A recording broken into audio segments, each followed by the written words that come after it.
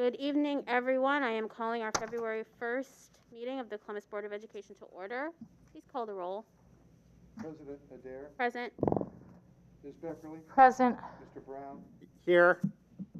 Mr. Cole, Dr. Pierce, Here. Vice President Reyes, Here. Ms. Vera, Here. you have a quorum. Thank you. Will you all please stand and join me in the pledge? Allegiance to the flag of the United States of America and to the republic for which it stands, one nation, under God, indivisible, with liberty and justice for all. I'm going to go move the flag. Yes, I'll do it. You should do it. I was going to say, I thought I was facing the wrong flag for a second. Grab the flag. Oh, no. Sorry, I printed it out and it wouldn't out. He sure did. I was like looking, literally I was standing there looking at it, I'm like, this is the wrong flag. All right, it's okay. We really did pledge to the right flag there. We like Ohio too. Thank you, Boy Scouts. Get them in the right order. All right. Okay, board members, on our agenda this evening, we have no one here for public comment on agenda items. We are expecting a report from the superintendent, no report from internal auditor or the treasurer. We have several items on board matters. We have our consent agenda this evening, and we have 3 individuals speaking on non-agenda items, and then we will have executive session and come back to public session to adjourn our meeting. Is there a motion to approve. Is there a second? A second. Are there any additions or changes to our agenda? Hearing none and hearing no objections, the agenda is now adopted. So we are going to go ahead and move into item 4, the superintendent's report. Thank you, President Adair. Tonight, I want to highlight a few items, and then we will go into an operation update from our operations team. First, I want to congratulate our class, our winter graduates. Last Friday afternoon, 20 students received their high school diplomas. These graduates range from cohorts 2019, 2020, 2021, and there were 8 early graduates from cohort 2022. So we are so proud of our graduates, and we wish them all well as they pursue their dreams. So it was just a wonderful event. So thank you to Dr. Clarno and Dr. Klein and all the others who participated to make sure this event was a success.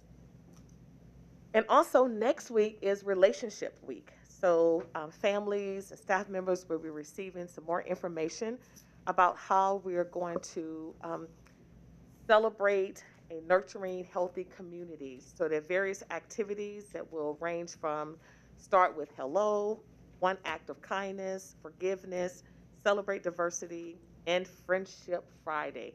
So again, we're so excited that we will be celebrating starting next week. So everyone in the organization could get ready, and we hope to just really be communicating with everyone more intentionally and really being excited about relationship and forming more relationships across the district. So those are 2 things I wanted to celebrate and highlight rather. And then next, we want to talk about, have an operations update. So I would like to turn things over to our Deputy Superintendent, Dr. David James, who is over operations, and say he and his team will provide an update in several areas, which include buildings and grounds, capital improvements, transportation, safety and security, and custodial services. So, Dr. James? Good evening, Board President Adair, Vice President Reyes, and members of the board. So tonight I have with us Jawan Hood, who's Director of Buildings and Grounds, Alex Trevino, who many of you know, Director of Capital and Improvements, Rob Weinheimer, Director of Transportation, Chris Ward, Director of Safety and Security, and Lawrence Barnett, Director of Custodial Services. So to start this off, we'll go and turn it over to Mr. Hood, who will give an update on buildings and grounds.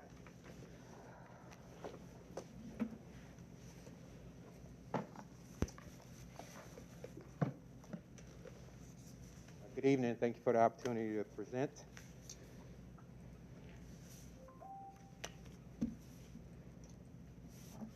So today I just want to give you a summary of the heating issues we are working with our department, our current HVAC staffing, some of the staffing challenges and some of the corrective actions we've taken in-house, and we'll talk about some of the building systems issues.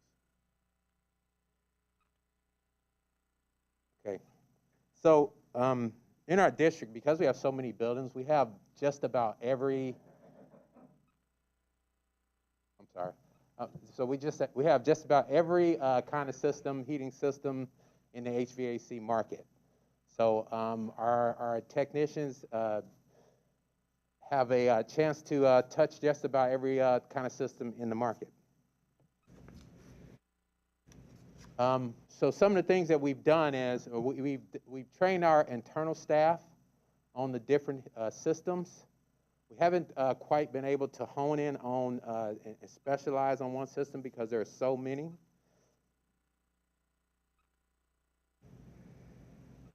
We supplement our workforce with outsourced resources. We use mechanical contractors to supplement our workforce and perform service work for us. Another challenge is the backlog of deferred maintenance. So what we've been doing is we've been making on-demand repair and replacement of HVAC equipment. And we use our staff as first responders, so they go out and investigate emergencies. If there's a more invasive repair required, we lean on our mechanical contractors. And unfortunately, we are operating in a run-to-failure maintenance model. Our current staffing, HVAC division, we have two HVAC supervisors. I'd like to take the opportunity to plug that we are looking for another HVAC supervisors for our public that's listening, so if anyone's interested, please apply. We have 10 HVAC technicians and 2 maintenance mechanics that focus on food service equipment. From the dates of January 17th to date, we have 462 open HVAC requests, and we've been able to close 273. So some of the staffing issues we're also dealing with is the shrinking skilled trades labor workforce in the local market. So some of the things that we've done, we've partnered with some local organizations. We had a discussion on skilled trades and the need. We identified HVAC as the target. So we formed the Commercial HVAC Advisory Committee, which in turn we started the first commercial HVAC program at Fort Hays. So right now I'm currently working on a pre-apprenticeship program. The goal of the program is to make the students eligible for immediate employment upon completion of the HVAC program at Fort Hays. Some of the building issues, some of the challenges of our new variable refrigerant flow systems. We're finding out that they're fairly difficult to work on. Like some of the challenges are finding leaks because there's so much piping. So what we've done is we've partnered with some of our mechanical contractors to provide supplemental heat using propane temporary heat until we can make those repairs. We've also experienced some parts availability challenges with the national supply chain issues, so we try to source from multiple suppliers. We also have to, because of COVID, we have to bring in more ventilation into our systems. That creates a challenge of it's harder on our equipment, our fan motors. It also increases the risk of freezing a coil.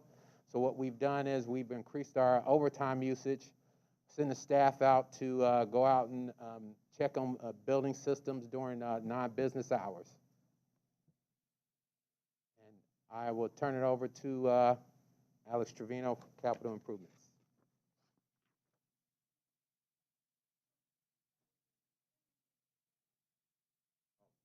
James, what's your preference?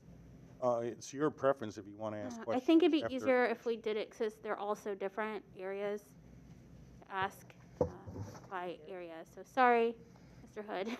Problem? We do Thank have you. questions. We're going to start Board Member Beckerly, and then I think I saw Dr. Pierce.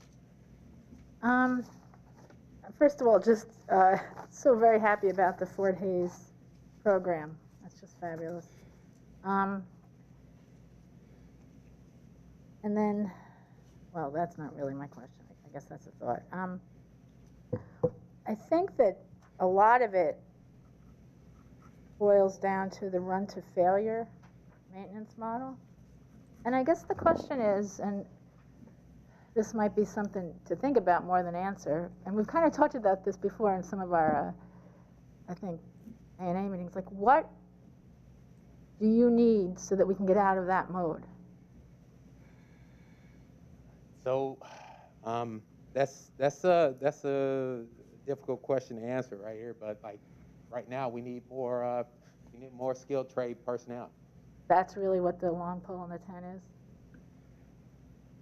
And one other issue at our couple of FAC meetings ago, we provided a presentation regarding our capital needs, you know, in terms of the money to be able to replace equipment that's aging, and then also getting our facility master plan next segment underway so we can replace some of our outdated buildings. So that's, you know, in addition to the staff issues, that's another big part of this whole thing, is being able to replace many of the aging systems that we have.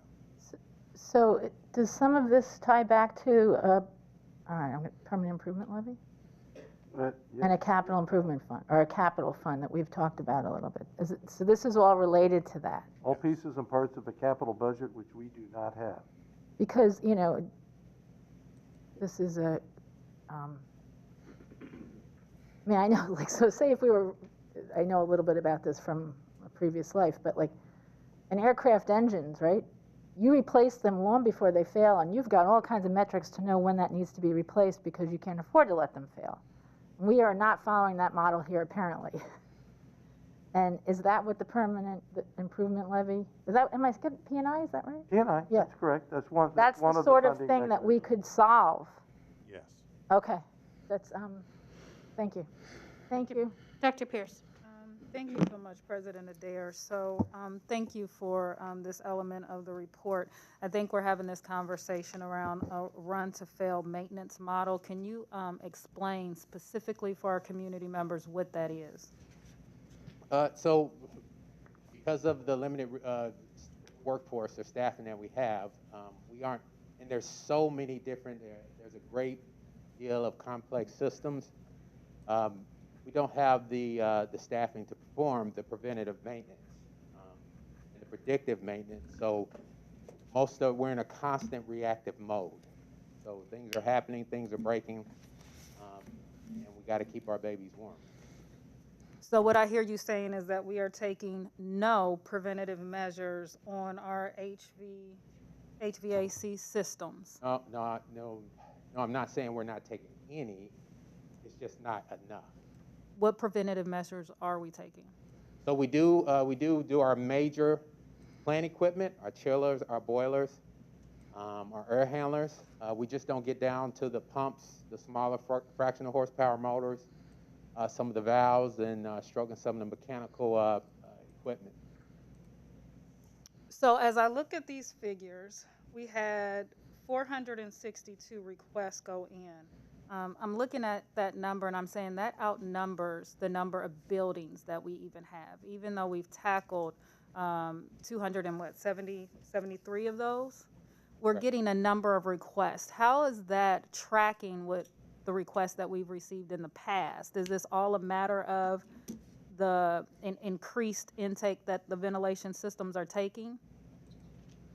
Well, so last week was a really cold week, a rough week for us. So sometimes we can have multiple work orders coming in for the same thing. Sometimes we have building occupants that'll call in work orders for the same area, not knowing that someone else is calling in. So we are filtering through. We prioritize our work orders by things that will disrupt the learning process, and then we work our way down into the individual rooms. Okay, now I'm a little confused. So out of this 462 requests that came in, do you know how many of them were duplicates? I don't have that information off the top of my head, but I can certainly get that. Because what I'm trying to understand is, are we seeing an uptick in the number of requests that are coming in, and is it a result of the increased ventilation that our systems are taking due to COVID-19, or is this a result of the systems really needing to be replaced and the preventative measures needing to be taken? What's the true cause of why West Broad's heat is still out? So it's a little bit of all of that. So the need to replace systems that are at the end of their useful service life. It could be a combination of taking in more air. I don't have that information in front of me, but I'd be happy to get it for you. So here's my last question. If we know that it's a little bit of both, are there systems, are there metrics that we can begin to analyze and determine what's the root cause of the problem?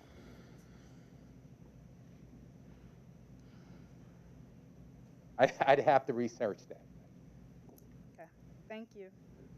If I could, or President Adair, and address that, Dr. Pierce's question. There are some outside vendors who can help with that, and I do have a proposal that Mr. Trevino forwarded to look into that, and he'll have, I think, some additional information on newer systems that are really complex and fidgety when it gets really cold outside, and those are our variable refrigerant flow systems, VRF, and we've had some issues with those recently as well. And they're, and he'll, I don't want to take away his time in his report, but he'll address some of those. I appreciate that, because I think that those are the types of things that our community really wants to understand. How are we getting at the root cause of it? Because we can stand here all day and say, here's what could be causing it and why this could be happening. But if we can't pinpoint what that root cause is, it's not getting our babies in the building and getting them heat. Thank you. Thank you, Mr. Hood, to you and your team. I know that you are understaffed and under-resourced, and you know, I think that this is something, and the superintendent can tell you, we ask her about all the time. And Dr. Pierce is right. These are the issues, you know, around heating, around cooling, around, you know, these systems that are really important to our students, because we know that if it's too hot or too cold, optimal learning is not happening. And so you guys and your team are essential to that. And so know that it is a priority for us as a board. So that question that Board Member Beckerly asked, what is it that you need? Please, please make sure that we are always aware of your needs and how can the board help you. And I know Dr. James does that as well. Thank you. So thank you.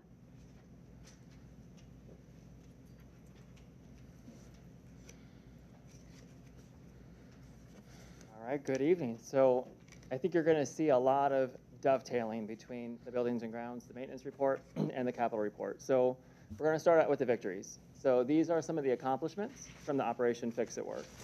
So we have now added classroom air conditioning to just shy of 1,000 classrooms across the district. We've also renovated existing air conditioning systems in 350 classrooms. So those are mostly those 1970s buildings that we already had. Altogether, we've added new building automation, which sometimes we just call BAS, to over 1,300 classrooms and 44 facilities. And on the next slide, I'll show you just a little bit about what that really means for us and the improvement that it provides. And then I also wanted to give you updates on the Facility Task Force project. So that is the move of Dominion to the former Arcadia building, the New World Language at the former Dominion building, and the International Global Program at Brookhaven. So altogether, that added classroom air conditioning to 126 classrooms, and that BAS system to 3 of those facilities. And again, just for broad context, there are about 3,200 classrooms across our district. So we've touched literally over 1/3 of those classrooms over the past 5 years. I know you probably won't be able to see this graphic, but I just kind of wanted to give you a flavor of what that building automation BAS means for us and what it looks like, or what it can look like. So this is a screenshot of Whetstone High School. So we're getting real-time data. This is a snapshot in time, but we can see real-time data on temperatures in buildings. We can also drill down into individual classrooms. And so this is incredibly helpful for both our capital team as well as the maintenance team. So for example, we might see that a classroom is 66 degrees, which looks unusually cold, but we can look and see if the teacher has her thermostat set at 66. Maybe it's right where she wants it, or maybe it's actually set at 76, and then we know we've got a problem. And then we can drill down into that classroom and we can see whether the mechanical systems are doing what they're being commanded to do.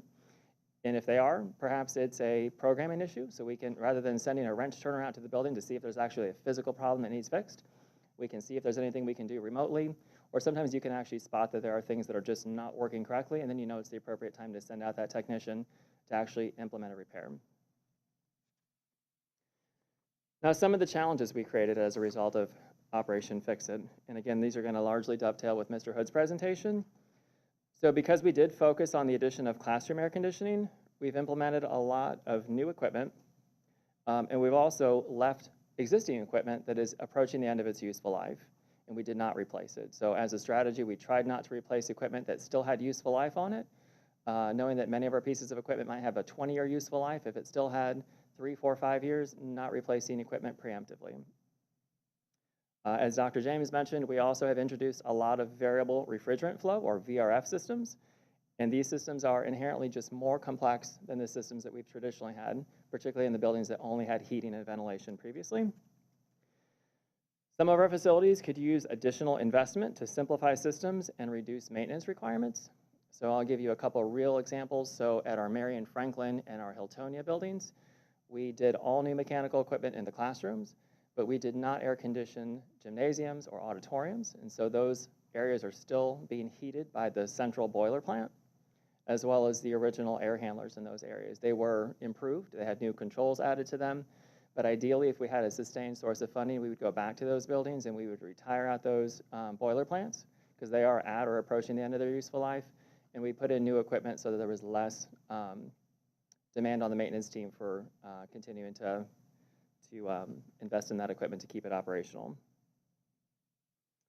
One of the other shortcomings of Operation Fix-It is because we had very targeted projects, we weren't able to look at things like building envelope improvements, so perhaps replacing doors or windows where we know we have infiltration, so we're seeing less efficiency because we have more cold air or hot air in the case of the summer that's coming in. So that puts additional load on the system, so it means more wear and tear on the systems. It also means higher operational costs for the district. So I also want to just give some highlights of some specific issues that we know we've encountered here recently. So you may be aware that at Dominion Middle School, which is that former Arcadia building, we did lose heat for a short period of time. The new system there has 3 brand new boilers that were installed very late in 2019. We did not have any operational issues through the previous heating season, although you remember we came back to school February of 21, so we were not in the building necessarily for the coldest part of the winter. And then between December and January, all 3 boilers failed in very rapid succession. We kind of took the approach, let's solve the problem now and make sure we get our kids and our staff back in the school building as soon as possible. We are still doing some analysis of the failed equipment in those buildings. We're continuing to work with our team, and we'll see what we can recover in terms of perhaps warranty or other remedy we might seek from either the manufacturers or the installers. But right now the building is operational. We're proud to report that. And then as Mr. Hood alluded to, so we do have a couple of our VRF systems that are currently experiencing issues. So at our Hamilton STEM building, we have one VRF system that is currently down. It impacts 5 classrooms. Through the maintenance team's work, we were able to get, or they were able to get temporary heat installed in those classrooms. So we are operating in that building. I know from talking with Mr. Hood's team, unfortunately, like we're seeing across many of the industries across the country and across the globe, we have supply chain issues. So unfortunately, there's a long lead time on the part that needs replaced at that facility. At this point, the information I have is that it's not expected until the end of February. So hopefully permanent repairs will be completed around early March. We also have a system that is down at Valley Forge Elementary School. It impacts 7 classrooms. That part is expected to be in much sooner. We're hoping to have that permanent repair complete in just over a week. And then I also do want to just point out that so we have newly installed VRF systems at Columbus North International, a small portion at Whetstone High School, the Prep School for Boys, and Eastmore Academy. And so this past week was a design week for us. So design week is that kind of lowest temperature you would expect to see for an extended period of time. And so it was our first real test of those systems, and it certainly did point out some issues that we have at some of those systems. So we've been working with our teams all last week, all through the weekend. And at this point, we've seen enough progress that those systems are all operating much better than they were last week in those areas where we did have concerns. And that is everything I have for you this evening. Questions for Mr. Trevino? Rebecca Lee and then Dr. Pierce. I don't know if it's a question as much as I want to make sure I know what I should be, the conclusions I should be reaching from this. So if I could just like test that out. And I think one thing is that Operation Fix-It was a stopgap to begin with. And then we've kind of stopgapped the stopgap in terms of adding stuff on because of the delay in getting facilities master plan up and running. And so to some extent, all of this is the result of that. I mean, would you say that's accurate? Like, you know, this is what happens when you know, delay. I would say at our size, our scale, we are far too large to let even 1 year go by without at least capital renewal. And we could maybe make the case we don't need to open a building every year. But I know one story I've shared with the treasurer before is that, you know, in our industry, we would say a school building has an approximate life of about 50 years. That's the point in time when you need to take it offline to do a comprehensive renovation. So at our scale, we should be doing that with 2 buildings every single year. Now, we could defer some of that work if we were making those annual investments to keep systems up. But without one or the other, and ideally both of them running simultaneously, we will continue to run into these issues.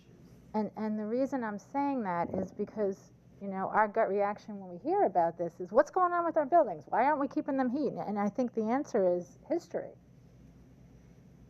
And, you know, to some extent, largely a history that Dr. Dixon's inherited. So, you know, and not that that's okay, but it's good to understand that.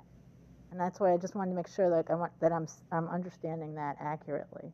That part of the reason we're here is not because of any particular failure as much as in terms of how our facilities are running or how our operations are running. It's more about this is what happens when, kind of in your own house. This is what happens when you put off repairing stuff and repairing stuff. It all starts breaking at once. I mean, I think is that a fair analogy? I would say yes. Okay. So then the next question I have, or the next thing I wanted, the other thought that's going, and I think that comes back on the board with the P&I and having the capital budget and allowing you guys to structure your regular maintenance in such a way so that you're doing mean time between failures and or whatever your acronym is, and you're replacing it before it fails, or you're at least really monitoring that carefully.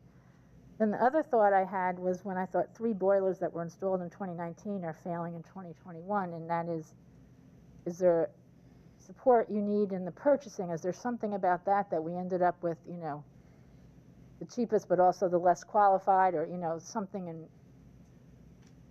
Probably way too much detail for this this meeting, but I'll give it to you anyways because I know it in person. So no, I don't think there's any additional support I need in that respect. There is one common element on all 3 boilers. They all came off the production line in sequential order. We believe there is a component failure that what I can't explain to you is why the one particular component failed. But we've got brand new ones, and at this point they're performing okay, and I think it's an isolated incident that we'll work through. Okay, that's all I've got. Thank you, and thank you again for, you know, thank you for presenting this so well, because the clarity of the situation is really helpful, and Opportunity. giving us direction on what we need to focus on. Pierce, did you have a question? Thank you so much. So I too would like to say thank you for the clarity of this report. I think I really appreciate the automated system and helping us understand that you can drill down to the temperature in the room. So even at a district level, we can become aware of situations that are happening at the classroom level in our buildings. It also, I'm sure, helps all of us to know as taxpayers that you guys are going after those warranties from contractors and installers. What's interesting is that you mentioned the swing space. you mentioned taking a building offline, right? And so what that signals to me is that we need to have a conversation around swing space, right? If we don't have the financial capacity right now to rebuild all of our buildings that need to be rebuilt within the next 2 years, are we at least determining what buildings really need to be pulled offline like next year?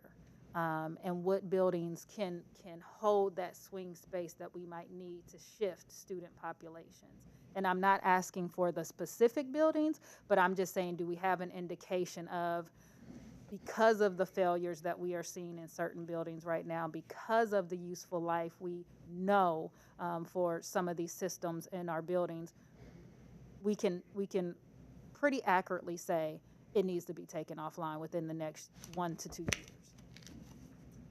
I'm comfortable saying, so we're very cognizant of the issue, and I hope in the very near future we'll have a plan to bring to you that's gonna speak specifically to that need for swing space, so that we can fully execute on the facility master plan. Excellent. Thank you so much. Thank you. Alex, one question I have is, and I remember this conversation when I went and did the tour, and I saw the systems and how you guys monitor, and these systems are becoming way more complex.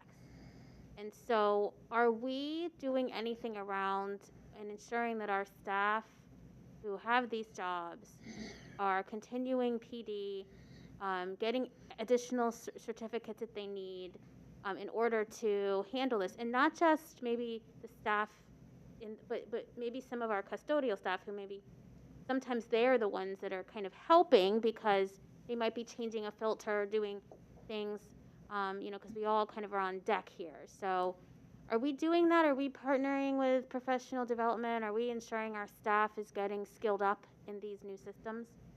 So I don't know if I can speak to all of it. First thing I want to do is I want to acknowledge the energy team, which is under Mr. Hood, because this is really their work. We just implement it. But I can speak to my team. Not that we have the biggest piece to it, but we literally had an hour-long session. It ended up being an hour-and-a-half-long session with one of our installing contractors to walk all of my management team through exactly what that automation means. Because without somebody walking you through each system type, so like Mr. Hood said, there's at least 4 major system types, and they all look completely different. So if you don't understand how to read the data, it's not all that valuable. So space temperature is a pretty simple one. But once you start to drill down past that, you have to really understand the system type to know what you're looking at. You're looking for dampers, you're looking for valves. You have to really have a good understanding. So I can speak to that part from my team.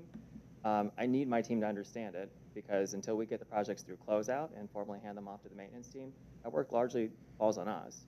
But if you want to let Mr. Hood or Mr. Barnett speak to their teams. They can, I suppose, when they come up, unless Mr. Hood wants to. I just want to make sure we're supporting our staff. I don't want, you know what I mean? Like, I feel like sometimes the ground level sometimes gets blamed for this, and it's not their fault at all. And sometimes we just aren't doing a good job skilling up, and I just want to make sure there's opportunity there. So yes, we are skilling making sure our technicians are getting skilled up. And I think the follow-up to that is, are we working on the interface where your technicians interface with the custodians and figuring out how to either skill them up or allow them to have certain, and I mean, you don't need to answer that now, but that's like on our overall systems strategies in terms of breaking down silos. That would be something that we would certainly support, training them as well and allowing them to be part of it. No, I totally agree. I think, just in the short time I've been here, that our systems are very complicated. And in my former district, we ran into a problem of upskilling the staff who are at the buildings, who come in first thing in the morning, and I actually believe they need to be upskilled so they can read these systems and know what's going on, so they can talk coherently to the technicians who then have to come in, and work on the systems. And I have partnered with HR so we can take a better look on how to effectively use these professional development days that really are a priority for our teaching staff, but we have to do some things for the support staff as well. So we're working through some of those. Yeah. Dr. Jameson, may I ask a quick question? How often Like, what's our protocol for how often we're checking the automation systems? Is that something we do the night before school? Like, how often, now that we know that we can check temperature in our sites, like, what is the protocol for checking a whetstone right before our kiddos go off to school? So we have HVAC technicians who can do that. I think we might need to look at um, more people who can actually, more like a 24-hour center where Right. because some of these issues happen at night, and sometimes there aren't people in the building after midnight, but I'd like to see additional technicians who can actually, their purpose is to monitor the systems. Now, remember, all of our buildings don't have the capacity, as I've walked through some buildings on complaints. Yes, some of our rooms have the thermostats that you can read through the automation system, but we have some buildings that aren't that upgraded. But Okay. I think one of the things we need is to explore the potential for having people who are there just to monitor the systems, recognize a problem, and then contact for help to respond. Yeah, I think that's what's coming to my mind. Is if we had a system or a process, and it would help, parents knowing, because if we know at midnight, something has clicked off and there's no heat in that particular building, we Exactly. can notify parents quicker if we need to pull that particular Yes. site for the day. But I think something like implementing what you mentioned, a 24-hour, just someone monitoring that, I think that could help a lot of people. Yes. Thank you, Alex and team. We have more of these to do. So Okay. I know we could talk to them forever. So I'm gonna hear from transportation next.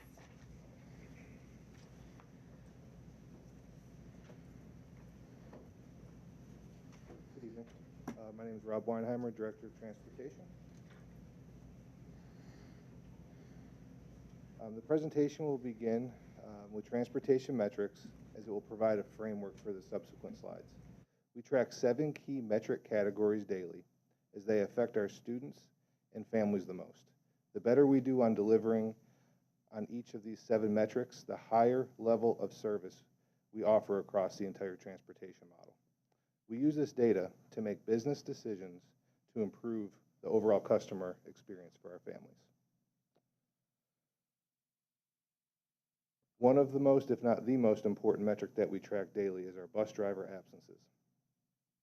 For the month of December 2021, we had 13 school operating days and experienced an average call-off rate of 91 drivers, or 16% of our active staff.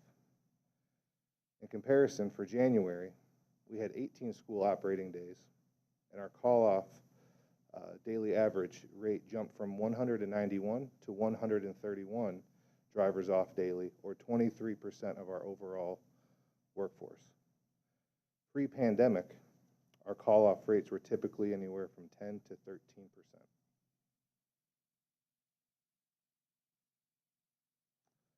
Transportation management is aware of the attendance and doing everything we can to address it. For example, we are looking at call-off patterns and addressing excessive sick leave usage. Additionally, our team has held 20 hearings with employee relations regarding AWOLs and job abandonment. To date, we have held 70 attendance conferences for the excessive sick leave usage. Throughout this entire attendance accountability process, the transportation team is following the district policy for our classified staff.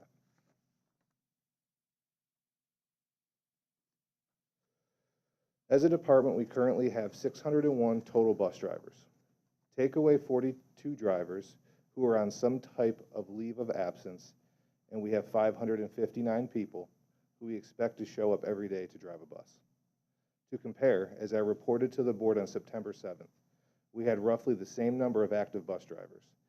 This number fluctuates daily as drivers are added or removed from the leave of absence status. Our hiring and resignation data supports this as well. To date, we have boarded 80 bus driver trainees as a bus driver. In turn, though, we have lost 76 bus drivers due to retirement and resignations. Schools across the country have been working with similar or worse circumstances than us. A simple Google search will provide you with news articles from across the state. One Ohio transportation supervisor is quoted as saying they have 11 bus drivers to service their 23 bus routes. Also, the National Association for People Transportation surveyed their membership of transportation directors about the bus driver shortage. 65% of the respondents indicated the bus driver shortage is the #1 problem they are facing right now. This survey was completed in August of 2021. I speculate if this survey were conducted now, that number would be higher than 65%. I say all this to share that we are doing things in transportation that are creative and innovative in response to the driver shortage. We have partnered with our talent acquisition, labor relations, and adult ed departments to craft initiatives to attract more people to be CCS bus drivers. Our internet radio job ads are reaching up to 600,000 listeners across Central Ohio. If you're an internet radio listener, I'm sure you have heard this commercial more than once. The vendor we use for digital marketing utilizes unique databases to market to specific groups of people who would be most inclined to be a bus driver. This service is producing over 100 leads within a 3-month period. Typically, it takes 45 leads to generate 1 application and 15 applications to generate 1 bus driver. Labor Relations has crafted 2 initiatives that have helped us. One is a referral bonus for existing OPSI members, and the other is a retire rehire. The nice thing about the retire rehire is that the driver coming back will be able to be paid at their previous pay instead of going back to the bottom of the pay scale. Finally, the adult ed team has worked with us to develop a CDL permit training program that meets the needs of our students. For example, offering a virtual class, off-site classes, or additional teaching staff to help.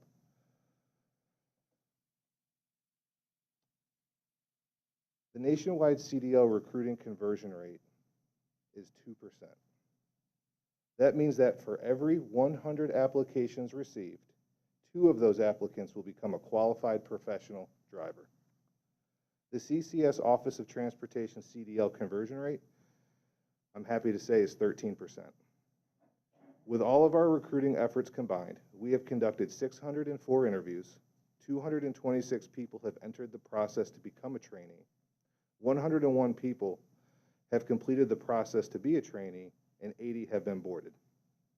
As a comparison, to the end of the 18-19 school year in May of 2019, the Office of Transportation conducted 631 interviews. We have nearly achieved that number, and it's only February.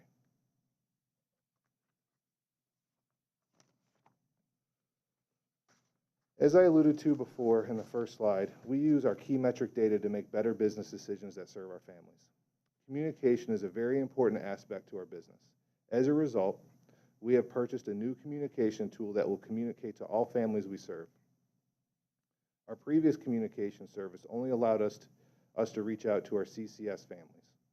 Now we can communicate with CCS and our charter non-public families.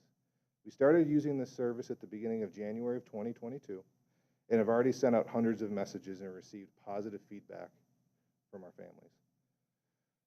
Many of our families understand the pressures the national labor shortage is putting on our department. They just want quick, relevant communication regarding their children. As a department, we continue to explore ways to always improve. We are looking to enhance our bus routing capabilities and offerings with a new software system. The new software system will improve upon current capabilities with a goal to be customer-centric, pupil-based, and easy to use for the transportation staff. We are currently going through the RFP process right now with the committee, and the RFP timeline puts legislation in front of the board April 5th. Question? Dr. Pierce? Thank you for this report, much appreciated.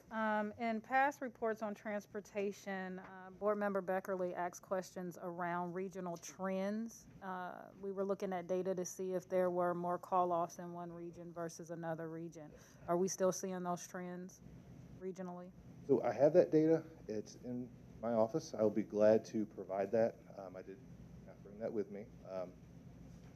Very good question, but I'll provide that tomorrow. Okay. So in your report, you say that we lost 76 bus drivers, we hired 80. So in fact, we had a net gain of 4 hires. Are we anticipating how many bus drivers will retire in the 2022-23 school year, and working to ensure that we are not just replacing those drivers, but increasing the overall numbers? The end of the school year always brings more retirements. That is the number that always is higher than we'd like, but that is definitely something we will consider in any of our recruitment strategies going forward. No, my question is, are we currently surveying drivers, or do we currently have a list based upon, I'm assuming there might be age qualifications, there might be health qualifications that will cause or trigger a potential retirement?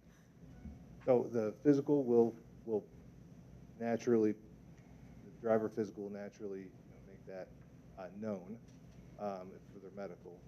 We are not surveying our drivers, but I think that's a good recommendation that we can definitely explore. I would think, and Dr. James, in the past, the physicals have posed a problem for us, ensuring that drivers get them in a timely manner so we know that they're coming back. I think it would be a win-win for us to survey our drivers just to see, are you thinking about retirement, early retirement? Are you thinking about leaving? Just 2 simple questions that can give us an indication, given some of the issues that we've had around physicals. If we don't survey them, can we move the physical date up? Can we provide the physicals for them to make it easier, so at least we have that information earlier on? We'll work through that. The other thing is typically, with many of employees, again, just going back to previous experience, they will hold those cards closer to their chest, but we would look at their tenure. So if they've been here for 30 plus years, in our mind, there will be a higher likelihood that it's someone who would retire. But we'll work with the talent department for a survey and also some other data that we can look at that could be an indicator that someone might be ready to leave. Thank you. I would appreciate that. And then this is my last question, and it really gets at not just how dispersed our district is, our open enrollment. By chance, could it be the case that our district has kind of outgrown the school bus, right?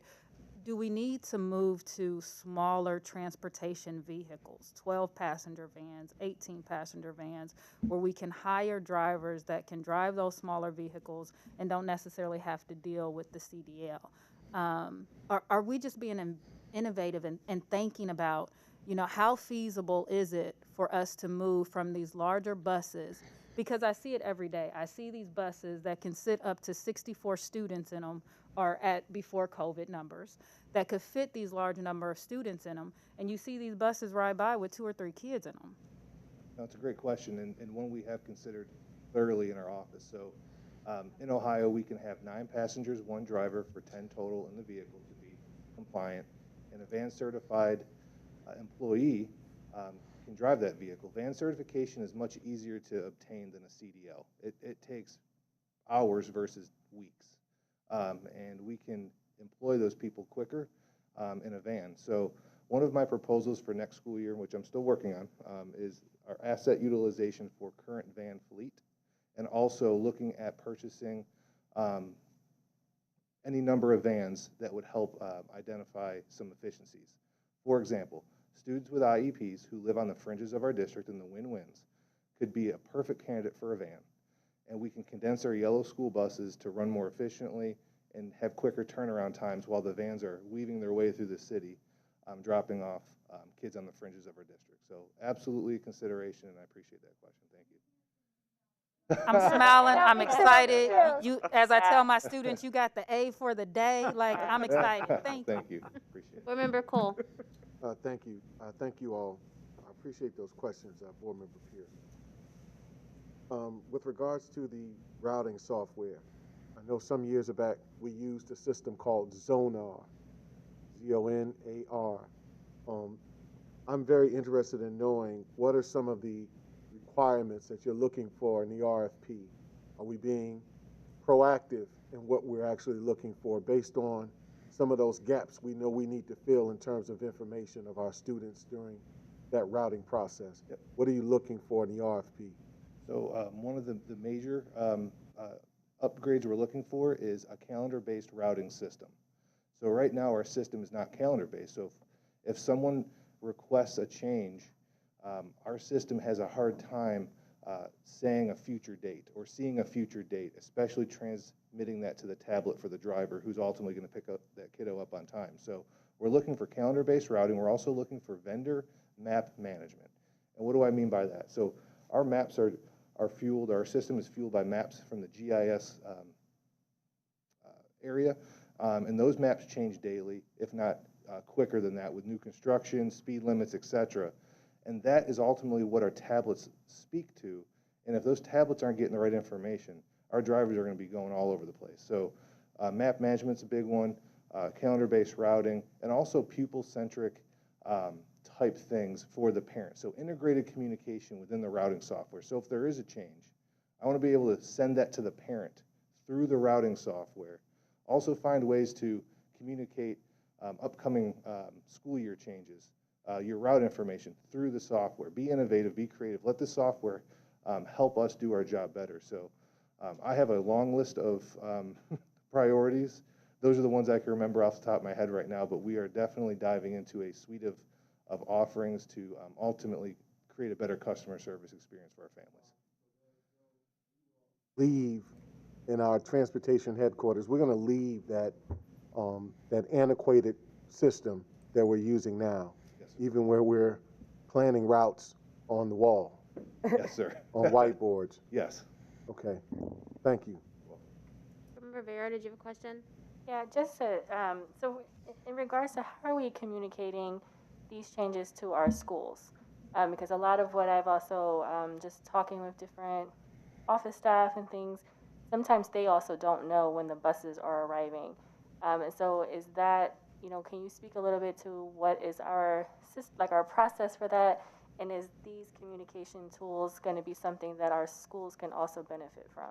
Good question. So our new communication tool allows us to also put administrators in to receive those notifications, and we're building that. So we have a lot of contacts to go through. So each school may have three points of contact, and we have to assign a school code to that. But we're building it so when the parents get a notification, the building administrator also gets that, so they have a reference to it. They can get a text message and also an email.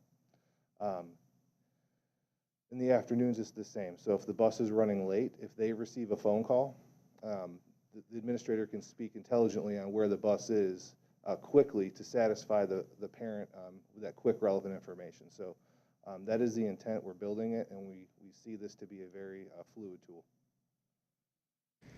One more follow-up from Board Member Cole. Thank you, Madam President. Last question for me, at least now, is where's the customer service component in this whole piece? We are growing a fairly robust customer service section to our organization. Where do they fall within this transportation line of communication to parents and others? So back to your original question of some of the things in the RFP, a customer service element that we're going to add to this is a transportation registration link or website. So if a parent were to register for transportation, they would go directly to our website and link into our routing software, and we can communicate all route changes and new updates to them from that software platform. Also, I foresee a rollout of phone tracking. Obviously, that's going to have to be piloted and intentionally done, but that offering is going to be there. I can get more data for you at the moment. That'd be very helpful. I think the key thing is that we've already got a system in place where we have tracked parents through texting and that type of piece without creating, if those numbers are still valid, without creating, additional headache, additional stress, anxiety, whatever. Is there opportunity to kind of transport what the information that we currently have into this system? Is that transferable? Absolutely. It's our data. So that's our data. It's going to be transmitted absolutely over to the new system. And actually, there'll be a lot of cleanup. So we'll be able to review our bus stops. We have a lot of bus stops that were in there that haven't been used. So it will allow us to climb Mount Everest and descend back and start over every year. Instead of rolling up old information year over year over year, And in that, you roll up the inefficiencies from the previous years as well. So that Thank we'll you for afford- that. And then execution, we're looking at as soon as August? Sooner. I'm hoping when this is presented to you, April 5th, the vendor's already on board and we're going to hit the ground running in April, so we have a clear idea of what August looks like. All right. Thank you very, very much. Very welcome. Thank you. We're gonna go ahead and move on to more. All right. It's always Carol that wants to say something. Safety and security.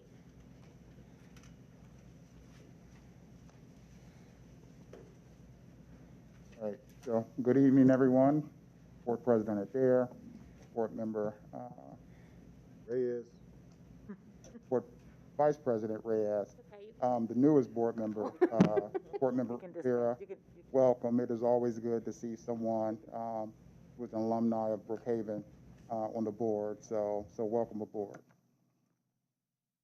Okay, before I get started with my presentation, if I could just take a quick moment to acknowledge the men and women of the Office of Safety and Security. I just want to say to them publicly that, you know, they are the most courageous, the bravest, the most supportive group of folk that I have worked with in many, many years. And I commend them for coming to work each and every day, you know, trying to provide that safe environment for our students and really making it a priority for our students and staff to be safe. So I just want to say kudos to you, those men and women who serve in our office, and I'm grateful to serve alongside of them. So that being said, I'm going to give you some quick information regarding safety and security and some of the data that you had asked for. My first slide talks about the 5-year comparison regarding school incidents. And I know that we talked about this before, but I wanted to break it down just a little bit more for you so that you would have it. This slide here, you're looking at regions. So we're comparing 5 years of data for the first 2 quarters of each year for the past 5 years. So from 2017 all the way to 2022, this current school year, we're looking at the first 2 quarters of data, and we're looking at fights and weapons. And so what you're also see before you, we do have it broken out into regions so that you have that information, you know exactly what's taking place in each of those regions. So this is just a comparison of those numbers and data that refer to the fights and weapons.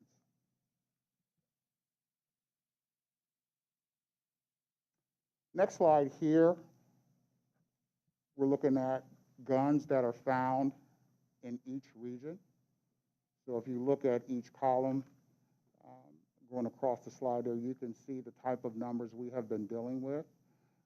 This school year, 2021-22, we are at 10 weapons that have been found in our school buildings. You know, we're on average with, you know, some of the past years, but again, 1 weapon found in our school building is too many. And we continue to work with students. We continue to work with our staff, community, to address these particular issues as it relates to weapons. These all comparable. Carol. Sorry.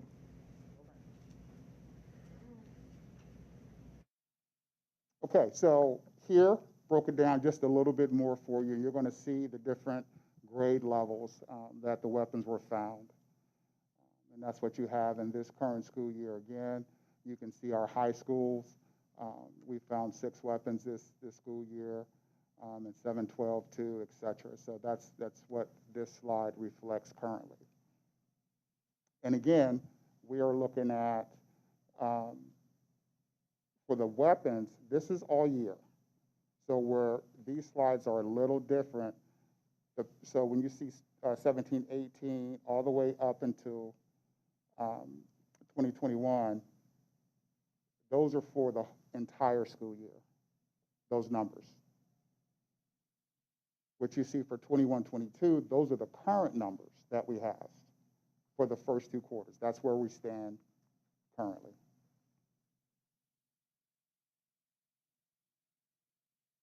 Okay, just wanted to give you some more information on handheld metal detectors. We implemented handheld metal detectors in December 10, 2021. Utilization, we've been using metal detectors in our high schools and middle schools athletic events. What we have found as a result of deploying these weapons, we've been able to stop pocket knives, mace, tasers, other metal objects from getting into our school buildings during the athletic events. I will tell you, at this point, the use of handheld metal detectors have been very successful in catching things before entering our athletic events. To date, I have not received a report of any deadly weapon being presented or displayed, which is a good thing. And when we do find these items, those items are brought to my office at 17th Avenue. We did have one pocket knife that was a tool of one of our employees. As they were coming through, we did ask them to remove the weapon. We took their information down. We let them know, if you need to retrieve this weapon, they can come down to 17th Avenue and they can get the weapon back from me. It was a tool for them, so we wanted to make sure that they got that tool back. And I will tell you, the level of support that we have been receiving, our safety and security staff, from the visitors and the patrons who have visited our athletic events, and knowing that we are using wands, metal detectors to address issues before those issues are brought into our school building, it's been overwhelming. Now, I will also tell you, it hasn't been 100%. Everyone has not been 100% on board. But majority of the comments that our staff receive have been overwhelmingly positive. I've been out to some of the games. I've witnessed, I've observed people coming to inside the building being wand. And you hear comments such as, we greatly appreciate it. We understand why you guys are doing this. It's about time. So there have been a lot of positive comments regarding the use of handheld metal detectors.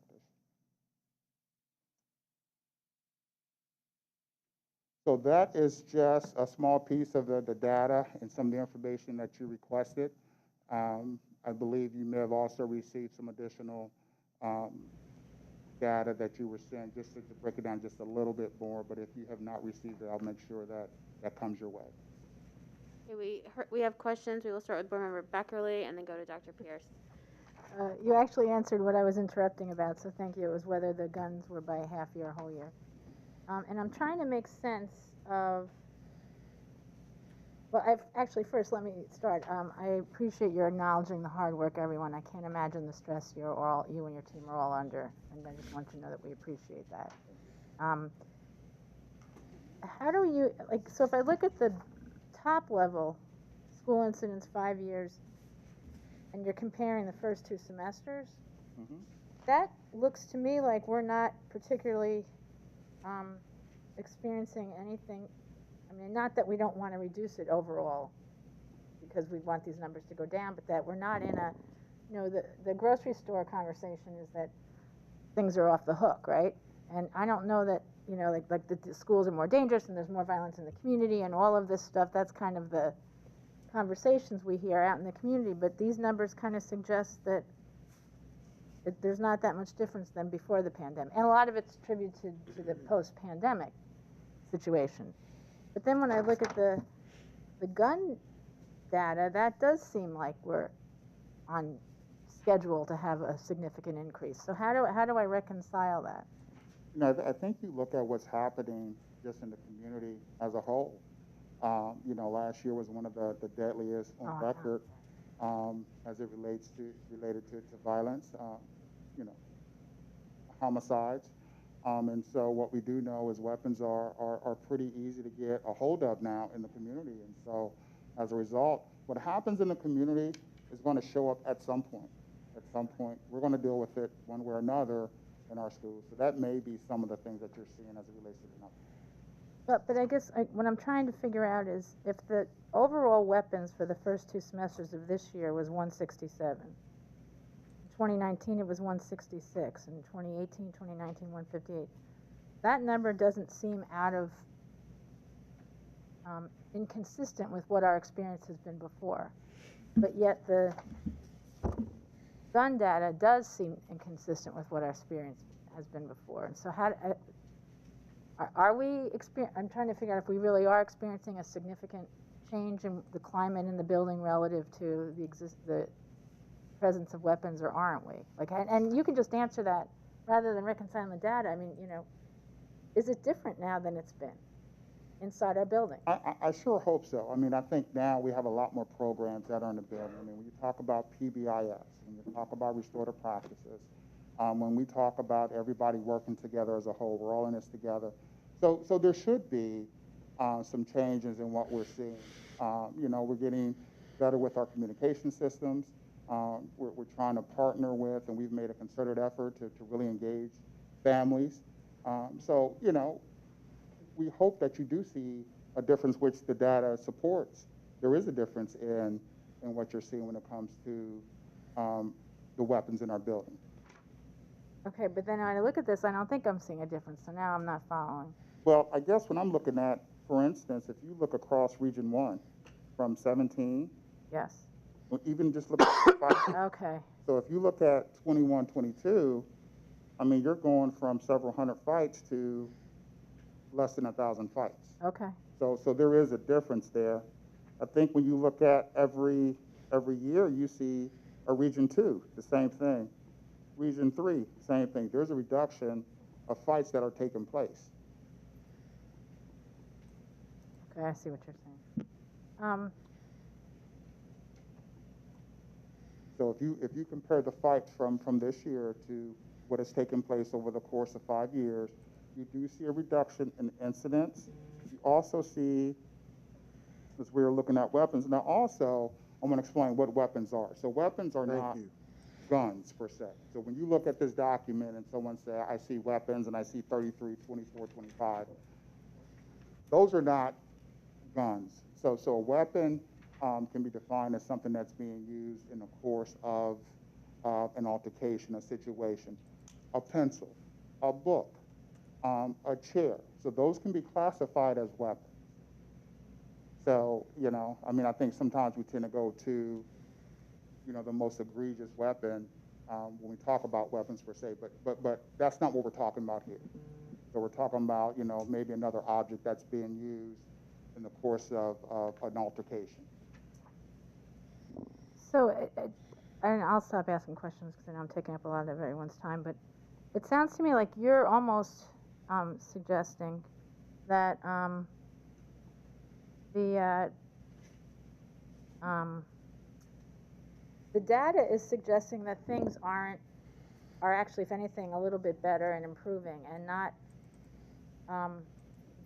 significantly different from what we've experienced before, and that there may be a difference between the reality and the perception. and is that accurate? I think there are a few things that are happening. I think now there's a greater use of social media. So when you do see an incident that occur in our school buildings, everyone is looking at this, and everyone's kind of drawn their own conclusion about how serious or significant that particular incident is. So social media is playing a large role in magnifying some of these situations. Now, I will say we've had some pretty serious situations take place too. So I'm not going to sugarcoat maybe some of the things that we've been faced with in our school buildings, because when you walk our school buildings, I mean, we're dealing with 50,000 students, and things are going to happen. So I think that may be part of some of what we're seeing. I think also what we may be seeing is, we've had some situations where there have been multiple kids involved in incidents as well too. So that could exacerbate kind of, the perception of things are really, really bad. But I will tell you, again, we're no different than any other school district that's out there. They're dealing with some of the same issues with youth violence, things that are taking place in the communities. And so, we're no different when it comes to that. I will tell you that we continue to put safety first, though. When we say that is our priority, that's what we really try to address. And our men and women, and not just our security staff, although I love them to death, but it's everybody. We try to get the custodial staff, food service, teachers, intervention aides. They're all part of the same community. And it takes each and every one of us to be part of the solution. So it's all of us involved. Thank you. Dr. Pierce.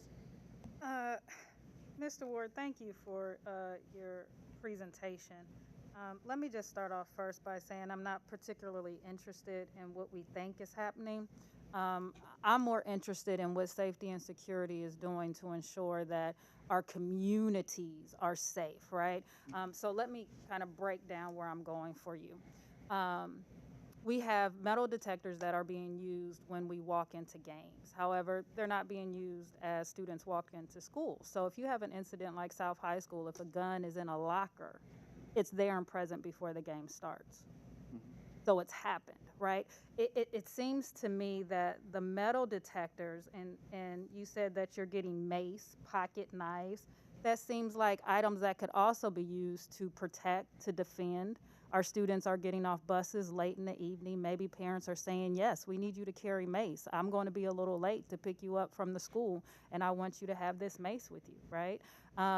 So are we communicating to parents what we consider a weapon? Are we communicating to students what we consider a weapon? Are we also being mindful that our students are, in particular instances, I think about my daughter last night leaving Whetstone. I might have got there at 9 o'clock, and it was dark and not very well lit. Are we thinking about the safety of our students in some of these communities where, yeah, I might want you to have some mace? Board Member Pierce, absolutely, each and every day. What I will tell you is when you talk about what is a weapon, that is in our district policy, what weapons are. So it's identified, and so, I don't have to go and say specifically that's a weapon, that's not a weapon. It's in our policy what a weapon is. Also, when you talk about our community, my concern is Columbus City Schools. I can't be concerned with every little thing that goes on in the community. Now, I understand that we do have kids walking to school, walking from school, late at night, they get off buses, they're in unsafe neighborhoods. But what I don't want to see are kids bringing weapons to school to make our schools unsafe. Our schools are safe environments. The other thing, too, to your point, when you talk about metal detectors, we are putting things in place to help protect the students. We're putting things in place to protect our staff and our school community. And so those metal detectors are there for a reason. And what I encourage, and what I would hope each and every one of you encourage, is everyone to follow the policies that we put in place as it relates to being wanded, coming to the school. So if we put metal detectors in place, I think it's important that everyone follow the policy. So a couple of questions and comments. One, I'll say that on Friday at Beechcroft, I did not follow the wanding procedure. And I will say that to the community, to everybody. I think there needs to be, if you are a board member, if you are the superintendent that's coming into a building that's going to multiple games, for you to be wanded, even after showing your ID, is disrespectful, and it doesn't show that our staff know who we are. So one, I think there should be some more training with our staff so they understand who's coming into the building, that when they see a badge, they respect that badge and understand who that person is. Secondly, I think we are seeing gaps. So when you say that you're confiscating these items and the security officers are bringing them to you the next day, so are they to hold a knife? Are they to hold a gun? There should be immediate response on your part, or a higher person up to go and get that weapon. So it is in our hands, and we're not putting liability on that security officer. And I want to call back to our December meeting where I pointed out, which my board member Brown colleague didn't agree with, but I pointed out that we needed to ensure that we had clear administrative guidelines on this. And so again, I'm continuing to see these gaps that are existing. Again, a gun, a weapon can be brought in during the school day, kept in the locker, and brought out at the game time. A weapon can, and this is, when we talk about the community, that our schools are safe, but you care about our schools and not the community. That's not what I said.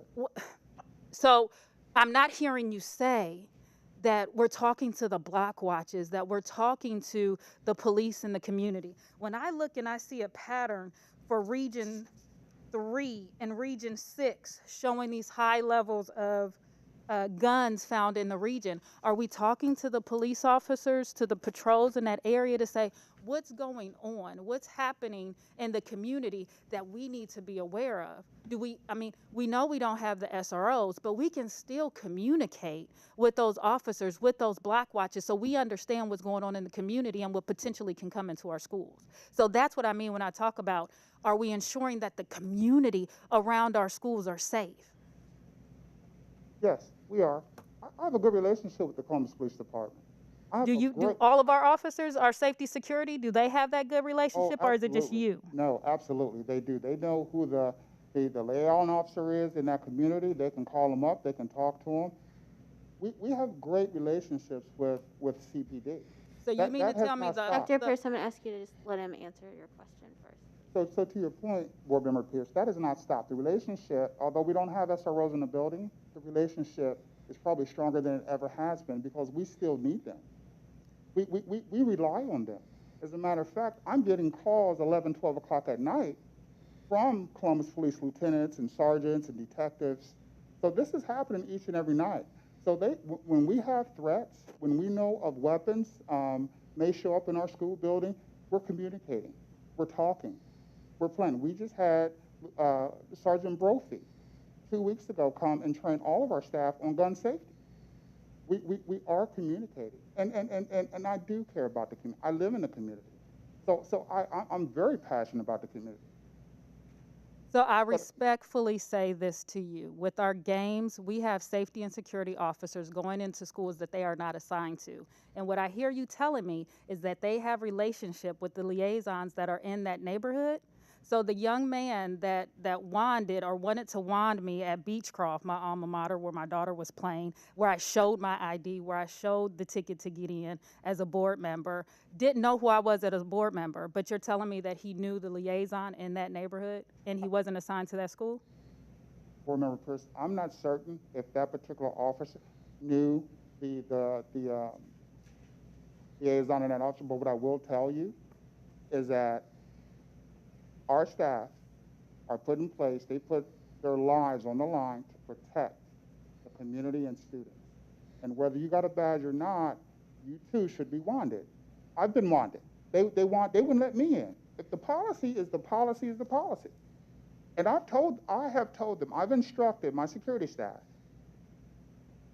Until I'm directed differently, if it's the superintendent, if it's the deputy superintendent, if it's the board members, they are to follow the same policy that everybody else is to follow. Well, I appreciate that. Let's put stronger administrative guidelines in place to ensure that if they confiscate a weapon, that weapon is returned immediately to the supervisor and that they're not keeping it overnight. That is a gap. That if the individual that has the weapon isn't told to just leave and go sit in your car with that weapon, as we were told happened in December. So if we're going to be strong and have this sense of fidelity in one area, we need to have it across the entire policy. And as I said in December, this policy needs to come to the board. We need to have a conversation about it and ensure that we're thinking about the entire community and the safety of our schools. All right, I'm going to stop. I'm just going to stop this now because we're going in circles. I think that points have been made. Thank you for all of that. And we have other questions for you, Mr. Ward. We're going to move on to Board Member Cole. Thank you, Madam President. Thank you for the presentation, Mr. Ward. First and foremost, I really appreciate the clarity around what are weapons, things that we may not traditionally think of as contraband, knife, billy club, what have you, that these are actually other items that were used during the course of a violent piece. I think I have some degree of understanding around what constitutes a fight. So first of all, this is something that has been reported, correct? By an educator and administrator, that has been reported and documented. A. B, that there are various degrees to this fight. So that there are some that involve multiple groups of people that were in a conflict, physical, and then there are certain instances that may involve a lesser kind of building threat, so to speak, but maybe at an elementary school, for example, where another kid just hit another kid. Is that correct? That is correct, Board Member. So there are various degrees what we would constitute as a fight. I think where there's opportunity here is for us to look at and kind of, well, I'll move on to that from that. I think what I'd really like to get an idea of first and foremost is I see some things happening in region 1, 2, and 3, and 6. So on your report here about weapons and what we've seen and incidents and numbers of weapons identified in any given school year, the biggest regions that seem to be most impacted are regions 1 through 3 and region 6. You have any idea about, why are we seeing such, and I appreciate where we see that significant decrease to 952, not laudable, but it's significant in decrease between 2017 and 2018 up to now. And it's declined over the years. Well, no, inclined and then declined. At the end of the day, what are we seeing in terms of what those causal factors tend to be? What those issues, and it almost kind of begs the question in a way to what Dr. Pierce has been somewhat alluding to. What issues, what causal factors do we think we're seeing in these regions? I think what you see here, the numbers correlate to what goes on a lot of times in the community where the schools are. So if you look at region 6, region 6 tends to have quite a few more than normal incidents, if you will. Regions 1 and 2, if you look at crime data in the community, there's going to be a correlation there. So again, what happens in homes, communities, comes to school.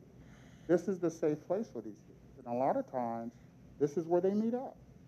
And so that's what you see. And so what we talk a lot about is trying to provide different levels of support. And so as we look at the different regions and we see where, you have incidents higher in one versus the other, that's where we deploy our staff. Can you give an example? I have one in mind specifically, but can you give an example? In terms of where we're seeing incidents of community violence that either makes its way onto our property, into our school buildings, or on our buildings and grounds. I think if you just look at some of the youth violence that's taken place on a particular side of town, east side of town, you got a lot of vehicle thefts. You hear a lot about, kids in clusters going out and robbing people. Mm-hmm. On the east side of town, I don't want to, but on the east side of town, well, again, if that community, whether you're a victim or you're one of the subjects who's out victimizing people, come to that school in that particular region, some of that stuff can take place in the school building too. It will impact what goes on in that building. It will impact family members. And so we can't control what goes on outside our walls. As much as we try to get involved with, our young people in the community and working with community members and community agencies, we don't always get to control what happens outside.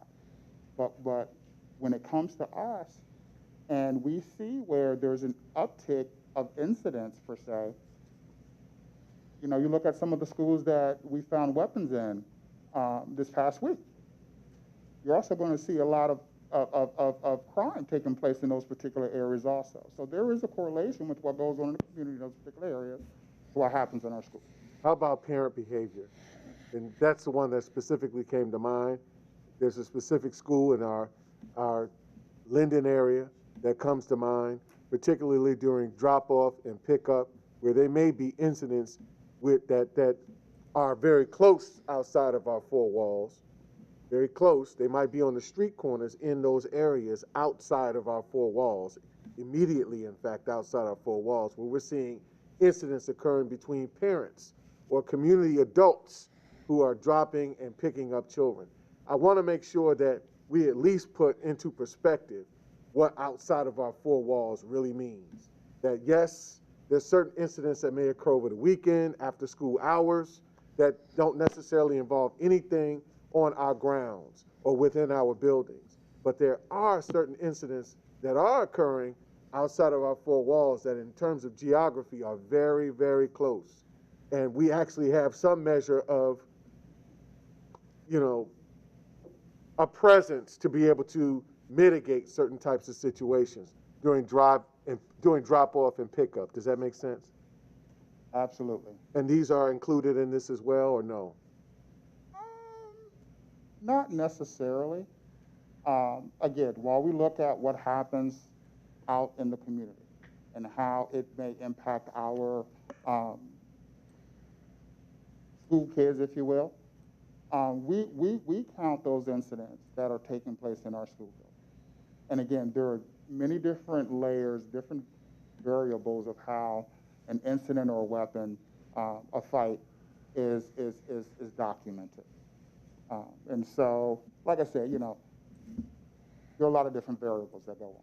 I understand. I think the thing that I'm really trying to get to is, are we collecting intelligence that, you know, we transfer through, you know, to families, through our students, when incidents that even involve adults outside of our school buildings actually happen? That could also be an impact. We're gathering intelligence to that effect. I can tell you, and talk about communication, when things are occurring in our school building, our communications department, they do a phenomenal, when I say the district's communication, they do a phenomenal job getting that information out to parents, to students, letting them know what goes on. They work hand in hand with safety and security. I get calls all the time, you know, Chris, you know, this is what's going on. Does this sound right? Do you want to add something? So the communication in terms of trying to communicate with those out in the community, I think we do a pretty good job. I mean, there's always areas of improvement. I don't care how you look at it.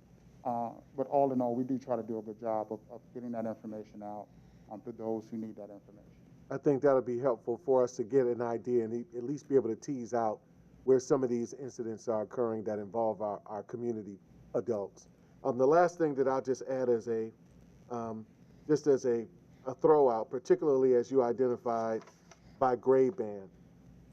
I think it's important that in this grade band piece that we incorporate regions. I think it would be helpful to see on a grade band for grade band level, on a regional piece, where are we seeing these incidents of guns found, so to speak.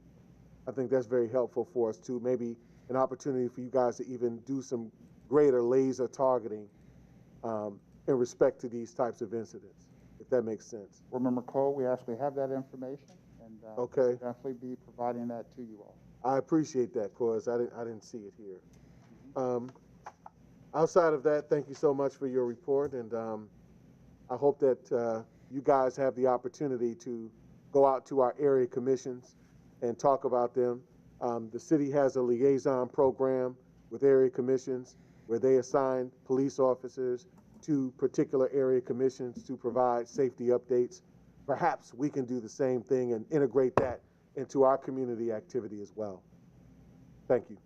Member Vera. Thank you, Mr. Ward, for all of this information. And I also want to thank your staff. Like you mentioned earlier, what they do every day is super meaningful, and we're really grateful for what they do every single day. I just had two quick questions. In regards to the data provided, is this also collecting drug possession or drug usage on our campuses, or is this strictly, like, is drugs a part of this weapons column, or are we not tracking drug incidents? So we do have that data as well. It's not part of this data here. Okay. But we do have that particular information, and so we can add that as well. Okay, thank you. And then lastly, in terms of, you know, what is protocol for how students are to, because a lot of what I see oftentimes, because someone saw something, they said something.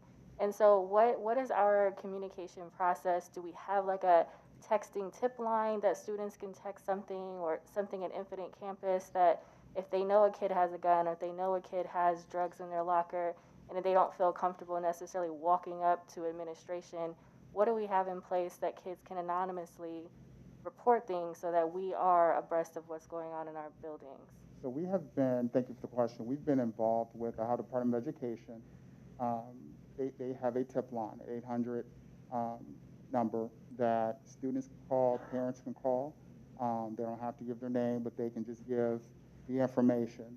That information goes to, which is now Ohio Safe School Center. And so they will communicate, especially when it involves weapons, guns, things like that. They will communicate with the Columbus Police Department, Homeland Security. They will in turn contact me. They have my personal email, they have my cell number. And so we work together to address those particular issues. So this tip line has been in place for several years now. I believe 2016, I think, is when we first got involved with the Ohio tip line. As a matter of fact, we just received a tip last night on a situation, received another today. And so, you know, we engage Columbus Police, Homeland Security when it comes to threats to our schools. So a very active process we have when it comes to reporting tips, but we have to get better at it. I think there's definitely room for improvement. That's something we will continue to work on my behalf, on my department, putting that information out to all of our students with posters, flyers, those sort of things to make sure that we blanket the schools with that information so that they know. Thank you. Thank you, Board Member Brown. Thank you. I just have 2 points that I wanted to touch on.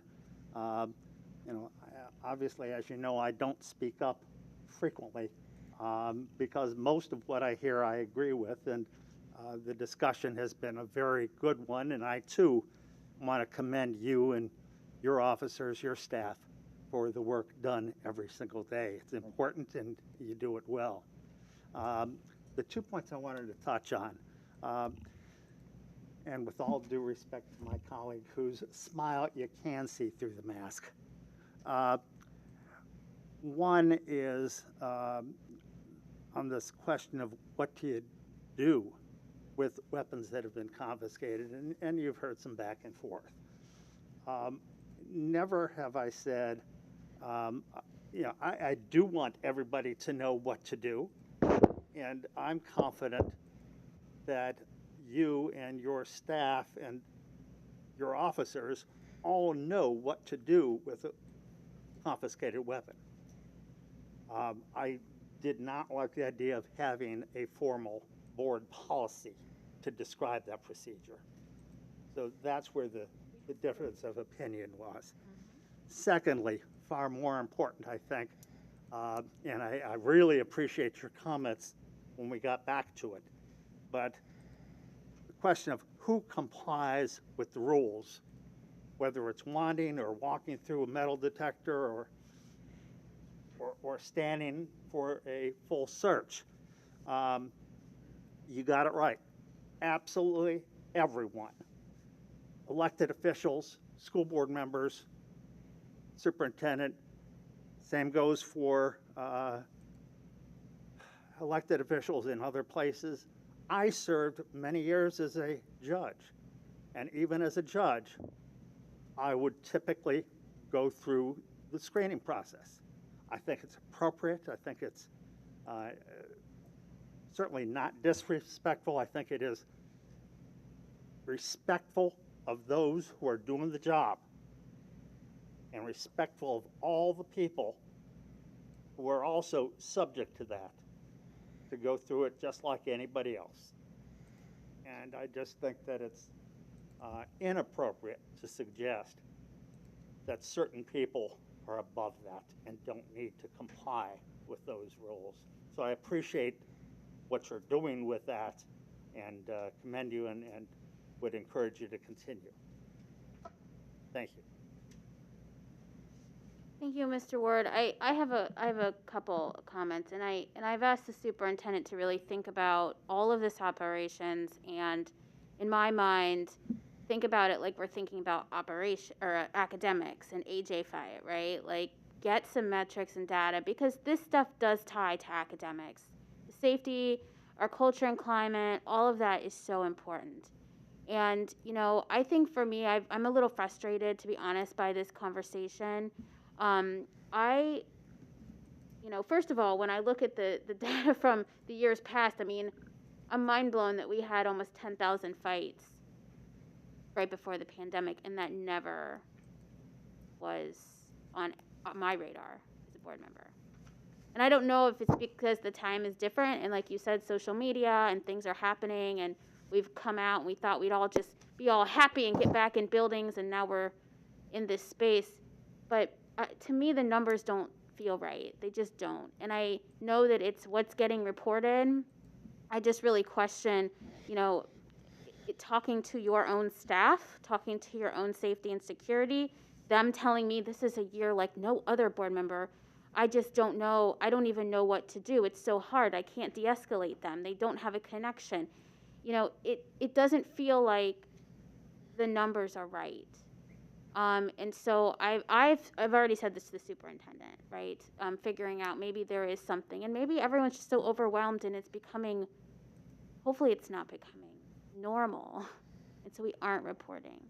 So it is really, really kind of a challenging time. But I guess, you know, I want to continue to lean in on this, especially this because this does impact academics, and I really want us to think about it under a lens that the board can continue to monitor. I think Vice President Reyes says, we're in the weeds. We kind of are in the weeds, but it's because we haven't really talked about this under a strategic lens. And so I think there are metrics that we can continue to monitor and watch to make sure. I mean, I just look at this data and I'm not happy with any of it. And so we need to decide and have those kind of conversations and understand what it is we should be. But back to you, Mr. Ward, in that response to what your own staff members told me. They feel overwhelmed. They don't feel like they have the tools. And maybe they're just mentally strained like every other person really in this district. But is there anything that they need, something else, to be able to better do this job in this time and space that we're in? I mean, I see the data story, but I also know we're in a completely different society than 2 years ago. Board President Adair, a few things come to mind, and many of them you already know. If not all of them, you probably already know this whole board. One, of course, is staff, additional staff, both indirect staff as well as direct staff. The indirect staff is just as important. And I will tell you that, you know, Dr. James, Mr. Odom, Dr. Dixon, they've been great asking me, Chris, what do you need, you know, to make things better in my department. And so that's one of the areas that I continue to look at to make sure that we have the right people in the right place doing the right things. So that's one. Two, we do need more physical security systems. And again, while the wanding metal detectors have been, I believe, and I believe our staff believes, they've been very helpful. I think we need to go a step further. We need to look to see what other technology may be available to us that we can use so that our kids can come and walk through that building, our staff, and feel safe, whether it's the newest, you know, metal detectors that I have a meeting with next week, some companies to look at some different things. So that's something else we're exploring. And again, I've been given the latitude to do that, to explore those options. Again, and I'm going to say, what our staff need, we're still missing a piece. And that piece is that partnership that we have had for many years with law enforcement. That's what's missing. That is why they. Is it partnership or presence, Director Ward? Hold on a second. I'm sorry. But you didn't. You just told Dr. Pierce That you had a good relationship. you had a great relationship with law enforcement. We do. And I want you all to hear what I'm saying. The partnership in the building. Thank you. Presence, please. The partnership, the presence, the physical presence of law enforcement. And I know that you all are dealing with, you know, talking about, looking at, making decisions on that. But that's why they feel so defeated. That is why. There's a piece that's missing. And we say we're all in this together. That's got to include law enforcement. There has to be a role that they play if we're really all in this together. And I know there's a lot of other things that have to be worked out. And I'm taking a risk saying what I'm saying. You are. I recognize that. I recognize that. But I'm passionate about what I do. So when you say relationship, Mr. Ward, what is it that you think is, or presence and relationship? We need SROs back. Okay, so 19 SROs. How would they, in our high schools only, how would they address the data and the issues that you have said? In addition, we had SROs in the school year 2019 and 2020 with almost 10,000 fights and 166 weapons and guns. Now, I'm not saying, I'm on record saying that we do need a relationship and we are definitely pursuing this, but that can't be the solution because I look at the data and again, the data is saying something different. I'm not sure that, even when I speak to your staff, that did come up, to be honest, it did. But so did a lot of other things. Training, the ability to carry mace, communication, being able to connect better with building administration, the assignments, the way that they're assigned.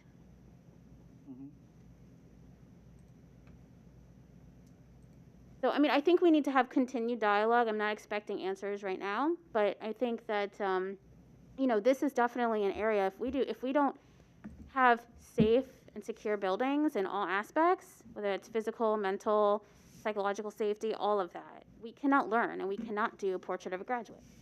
So this is important, and I really want to lean in on that, and I want to put some metrics around this. I want to do some guardrails around this in particular because it does touch on our academic side very much. Dr. Dixon, I feel like you want to say something. Yeah, agreed. And one thing I could say that Mr. Ward has done since I've been here, we've increased the number of safety and security staff by how many, Mr. Ward? Doubled. We went from 53 to 104. So from 53 in 2019 to 104 now. So he has been open and talked about the additional support we need. But again, I agree that we need additional training. You can just let us know what that is. We can also, I have a meeting with some people next week, Director Clark from the city, and we're meeting with Police Chief Elaine Bryant. We're also looking at getting some additional safety liaisons who are going to, or some retired SROs who's going to come in and facilitate programming. This is part of it, programming for our students, specifically in high school and middle school. So we are looking at how do we ensure that our schools are safe, that we have the programming for students, that we're just not policing schools, that we building relationships with our students. So that is important to us. I know it's important to Mr. Ward.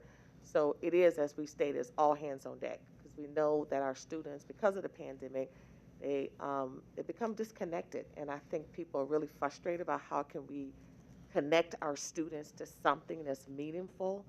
And that is part of the work we have moving forward. So lots of conversations. I agree, getting these metrics so that we're very transparent about what's happening in our schools and that we have those community conversations and community connections so that we are all working together. We want that same language when we talk about restorative practices. How do we ensure that what we are practicing in school happens in our community? When students are visiting, for example, Parks and Recs or the Y, we are using that citywide strategy. It's the same strategy that we're united on. So I think those are the partnerships that we're talking about strengthening. So we're on that trajectory to have those conversations, to build these metrics. But I agree with the board that we want to see those and we report more often to you and to the community, just as our new governance framework. I think that's the right way to do that. So you're asking those questions and we're giving you the feedback of what is happening in our district and who else we may need to partner with to help our students in our school community, but in our broader community as well. Vice President Reyes is going to say one thing because she didn't get to talk, but we do have to move on because we have one more of these, and then more on our agenda. It's not going to be a question. I'm glad you went there, Dr. Dixon. One of the reasons we were talking about reporting is this is an opportunity not only to tell us what's going on, but also an opportunity to let us know what else is needed and what you've seen as to why things are needed. So I appreciate that you had that. And just a quick reminder of those that new technology where it's not actually the metal detector, it's actually an invisible. Because I think at the end of the day, we also want to make sure that we have a welcoming environment for our children. Because I visited schools with those big metal detectors, and they're just overwhelming, especially during the time that we're going through. To see that big contraption as you walk in, probably not the best way to welcome new children to our district. So I just wanted a quick reminder. But thank you.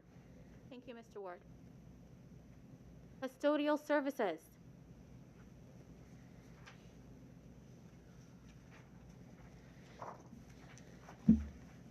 President Adair, Vice President Reyes, Dr. Dixon, good evening. Good evening to everyone in attendance. And I appreciate this opportunity to give you a glimpse into custodial services operations. Above all, custodial services is committed to ensuring that all our facilities are clean, safe, healthy for our staff, students, and our visitors. Custodial services, we are following the Centers for Disease Control and Prevention guidelines. We've established protocols for performing ongoing and routine environmental cleaning and disinfecting.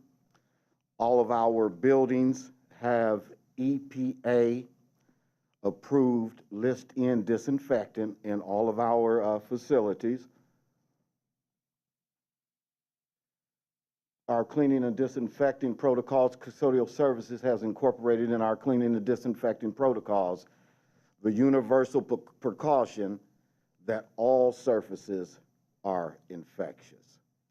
Custodial Services has established a schedule of performing ongoing routine cleaning, extended disinfecting of high touch points, our restrooms, student learning areas, staff work areas, and offices.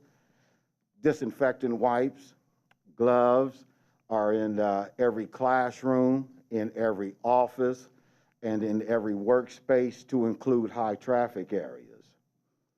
In addition, the electrostatic disinfectant sprayers are in every one of our buildings, and they are used in addition to our disinfecting horizontal and vertical surfaces through wiping. Now, please understand that these are not our primary means of disinfecting. Nothing beats the putting on a pair of gloves, getting the disinfectant out, getting the wipes out, and wiping down the surfaces. However, these do help to disinfect those hard-to-reach areas and those hard-to-get-to areas. Hand sanitizer is in every classroom, every office, every teacher work area, and in addition, we have the touchless hand sanitizer dispensers, and they're located at all student, staff, and visitor entrances and exits. And just some of our custodians, they'll call us and say, hey, we need additional dispensers here and there. We get them right out to them. Currently, our staffing, we have 369 FTEs, full-time equivalents.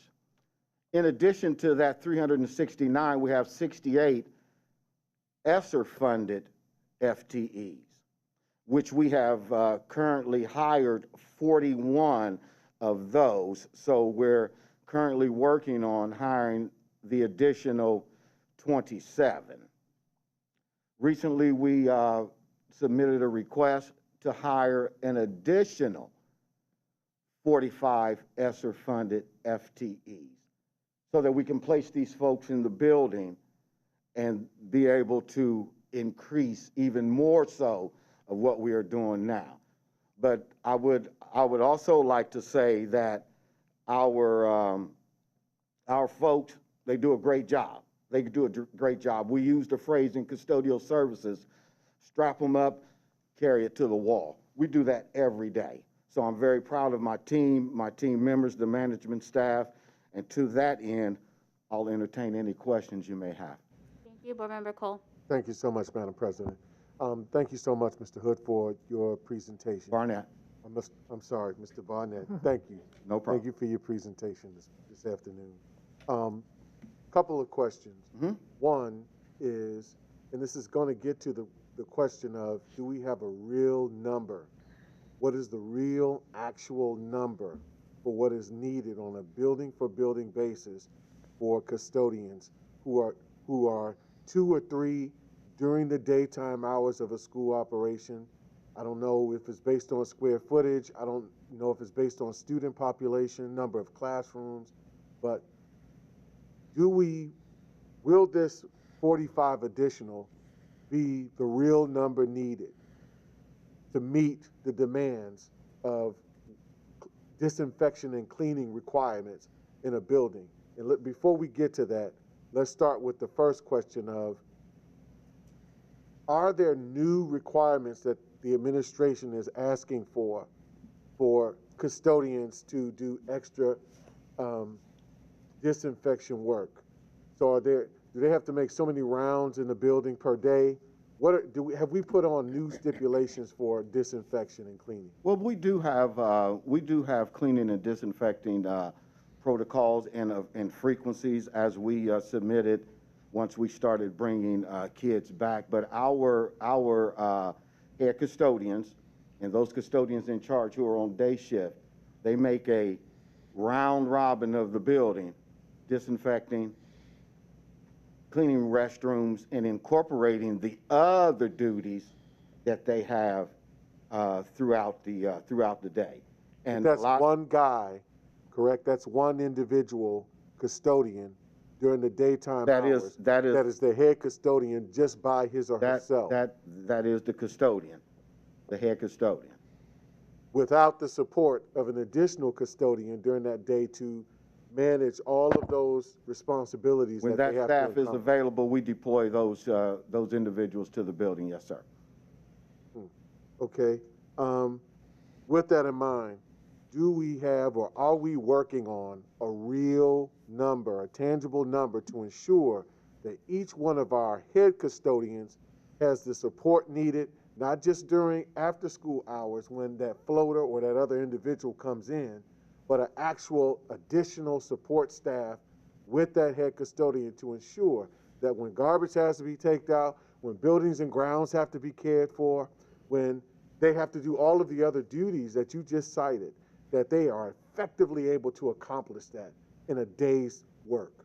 I will say this, Board Member Cole, myself, Dr. James, and Mr. Odom, we are currently working on a plan regarding our staffing in our buildings.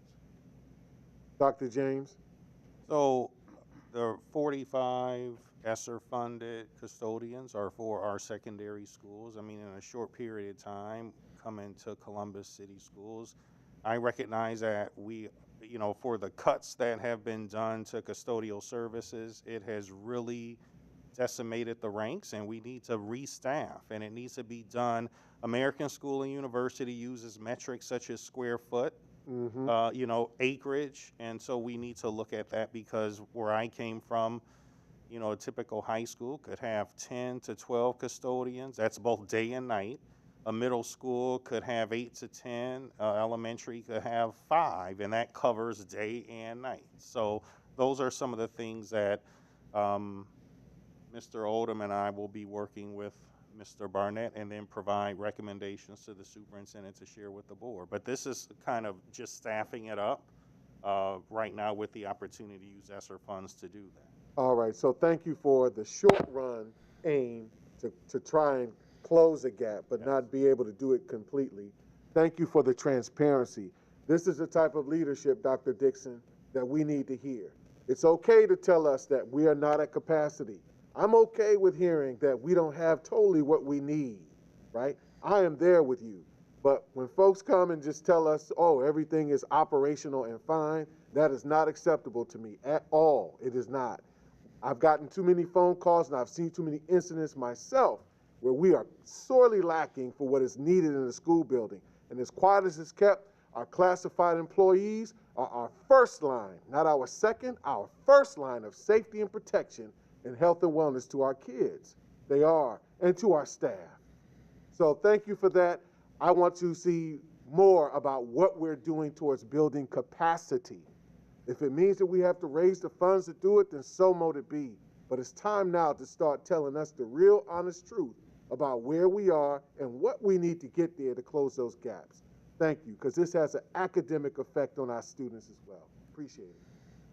Thank you, Dr. Pierce.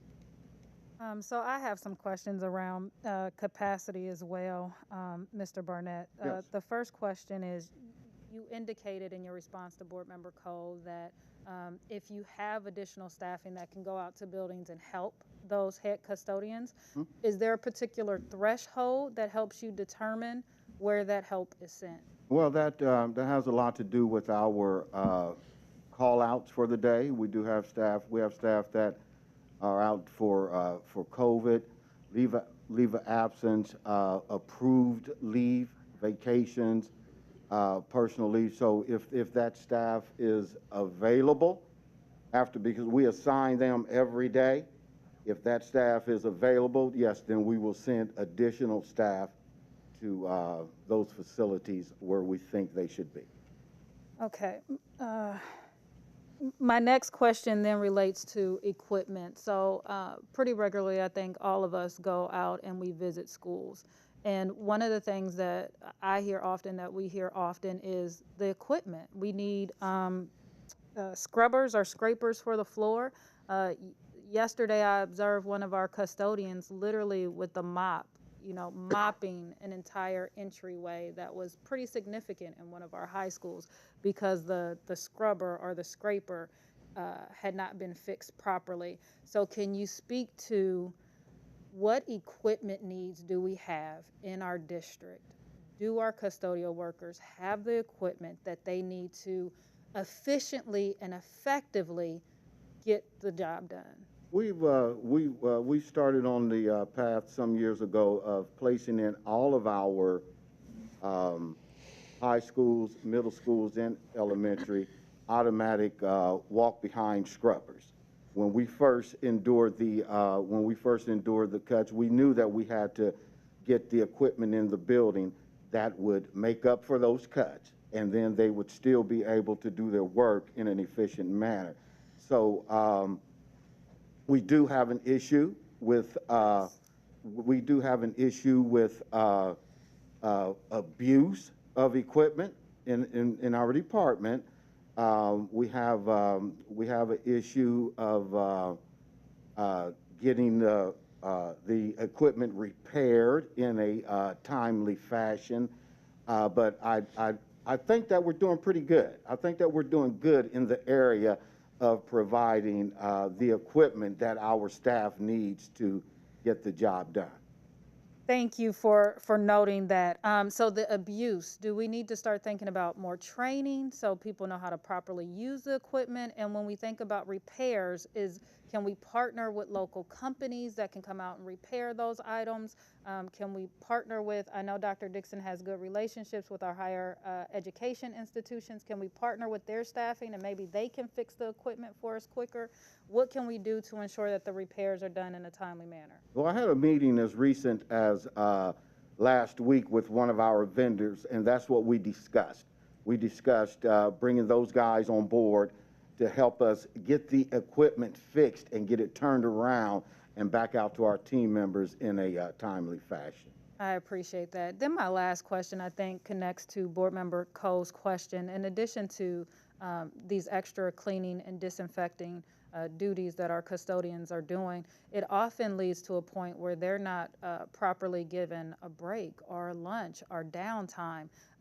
What is it that our custodial staff needs in terms of support?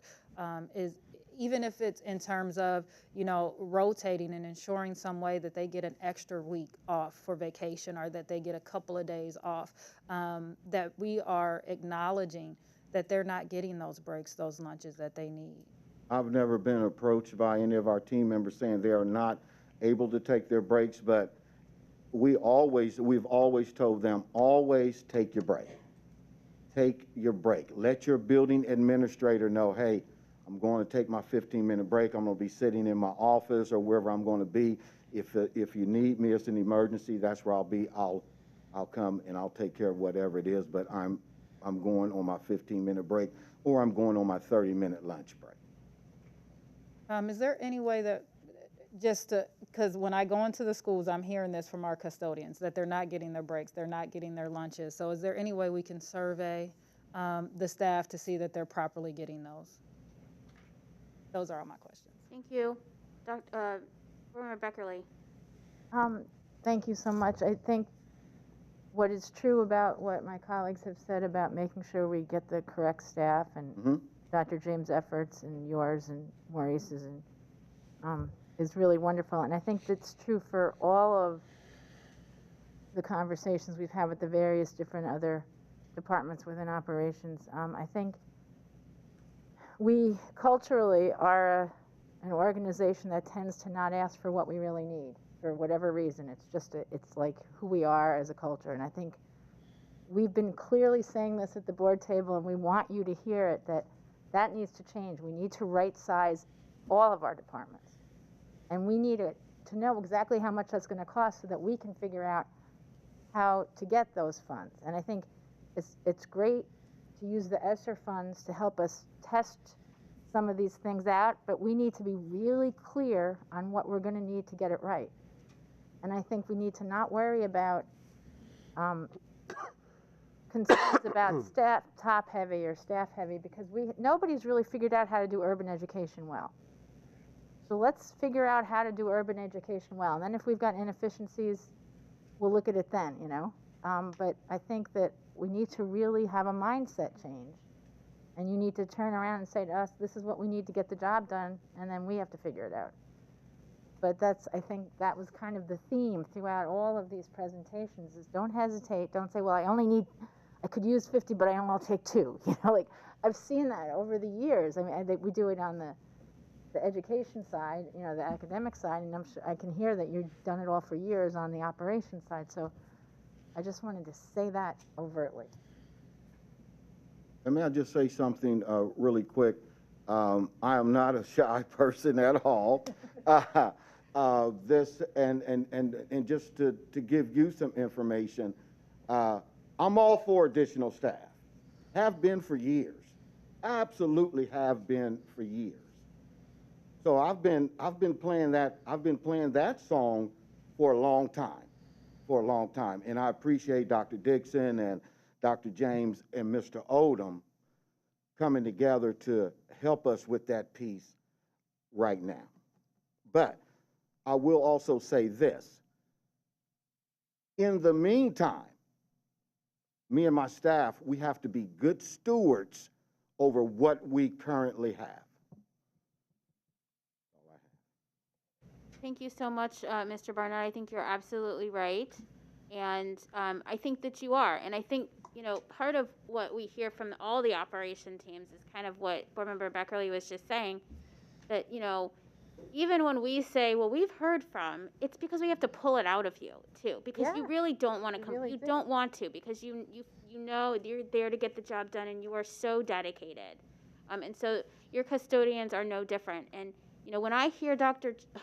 James say they have 12 custodians, and I know how many is in our buildings, that just seems really just crazy. I don't know. And so I think that we do need to put, and I know we're working on staffing plans, ESSER dollars, our temporary fix. We need to get this budgeted as full budget items, because we do need to, obviously ensure that our buildings are healthy and safe,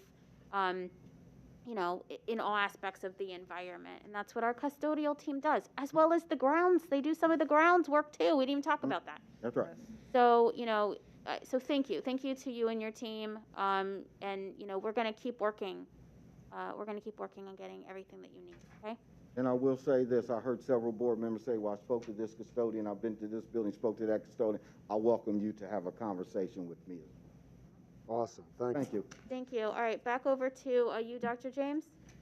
I think that concludes our report. All the way, Dr. Dixon. All done. Superintendent report.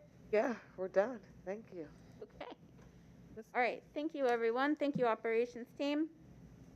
All right, we're gonna go over to the internal auditor. No report, but good evening. Good evening, board members. Any updates you'd like to share? I don't have any update. Audit and accountability was just this Thursday, so I have to get my report together and get it to you for next meeting. All right, thank you. Mr. Treasurer. Hello. Hello, how are you? Good, how are you? I'm doing great. Interesting conversation. FAC is going to meet a week from tomorrow down here, 4 p.m., regular time, regular place for our monthly meeting. I just, after listening to all this, quite frankly, this should not be news to anyone. We've been talking about capital budget facility needs since 2015. And if you want a number, I'll give you the same number I've given you before on the PI issue. I know what that number is. So costing that part out is there. But you heard tonight that it's not only a capital budget for things, it is a personnel budget for staff to work with those things and implement what we need in terms of getting our facilities where we want them to be, where they should be, and then to keep them there. This is, I think, the result of, you talk about cultural things. School districts go through funding cycles, and they go through times when they have resources, financial dollars, they have money, and then they come up short on money. And they go from a build a cash balance to reduce the cash balance. And so you go from building a program to cutting a program. In the financial planning we're doing, if you listen to what I said, I'm trying to solve the problems, the financial outlook, with the revenue side, not the expenditure side. So I'm trying to avoid the cut the program process. But what happens typically when a district gets into a cut the program process, we want to avoid the classroom. And where do we look? It's those 3 or 4 people right out there. That's where we look. You stop cutting the grass, you stop cleaning the buildings, you stop fixing the equipment, you stop replacing, because in that way you don't affect the academic side of things and the delivery of instruction. You go 10, 15, 20 years that way, here's what you have. So this isn't a new problem to school districts, not a new problem to this district, but we're ready, and I agree with you. It's difficult to turn that culture around and say, let's ask for what we need. and you haven't heard it yet, but we've been talking on the non-personnel side. You're going to hear a very interesting ask a piece of it. And Dr. Dixon and I talked, and she said, well, to me, what do you think? And I said, I think we ask. We take that number to the board and we ask and we tell them this is why we need this number. Because if we don't do that, you're going to come here and we're going to be telling the story and you're going to be upset because we don't get something. And their answer to that is, well, I don't have what I need. And you go, well, you didn't. So I think that's important tonight, that you understand there are things, there's personnel, and then we need to make the ask. And I think that's what we're pushing on. Let's make that ask, whether it's personnel or stuff. Let's make the, and Finance Chair, Board Member Mr. Cole has always, you heard him tonight, it's time to ask for what we need. It's time to ask for what we need. And I'm going to put that together. You're going to hear about FMP tonight. You've heard about operations, that's the PI levy, things like that. And then we're going to talk about an operating levy. And the timing of that and the amount. So we're working all that. We are pulling all that together. But you see this entire picture, and it didn't happen overnight. Right. just didn't. I inherited a situation. And over time, remember what we've done. You remember when you guys I'm sorry. You remember when the board decided to realign Brookhaven and North and that required physical changes. So we had to come back, and that was a $30 million project. Don't forget that you stepped up to the plate. I worked with the transportation team, came up with the school, the student transportation fleet replacement program, $80 million. Those are just pieces along the way. You need to have a plan, an ongoing, sustainable funding source for this. And that's what we're going to bring to you. Okay? And thank you. I had nothing, I really had nothing to say. Nothing to, yes, but that was very insightful. It was a report went off the ground. That was wonderful, thank you. It's just, I saw that whole, it's just the whole piece. And while you got, I think I heard somebody whisper about weeds, but you got into it, but that's all part and parcel with how this can really work if we pull that all together and make that ask. You have to make the ask. If we get turned down, that's a whole different thing. But you know that old saying, you don't get what you don't ask for. So that's it. I'll stop. Thank you. Thank you, Mr. This Treasurer. is great. That was great. Yeah. All right, we are going to go into board matters. The first is we have resolution to endorse the Safe Routes to School district-wide travel plan. But first, we have a presentation. And I believe we have Mr. Ulrich who's joining us on the screen. Hello, everyone. Can you hear me? Yes, hello. Good evening. All right. Let me share my screen here. He looks a little bit like Gary Baker. No, he does. All right. Well, good evening, everybody, and thank you for the opportunity to join you and present this information. And I'm going to try to make it brief because I know you still have a very full meeting ahead of you. So I'll get through this quickly. I just want to give you an idea of where we are with Safe Routes to School. What is the school travel plan? Why are we doing this, and what are we asking for, right? So real quickly, what is Safe Routes to School, if you're not aware? If you catch me using any jargon or abbreviations, you know, we all fall victim to it sometimes. So I try to go over that. So if you see SRTS in this presentation, that's what we're referring to, Safe Routes to School. It's a program that's funded by the Federal Highway Administration, that's FHWA, and it's administered by the Ohio Department of Transportation, that's ODOT. And they fund local jurisdictions and school districts like the City of Columbus and Columbus City Schools to do the work to support projects and programs that enable and encourage safe walking and bicycling to and from school. And it's important to note that it's really focused on grades K through 8. So why we work on Safe Routes to School, it's important to note, you know, the benefits of this program and why it exists.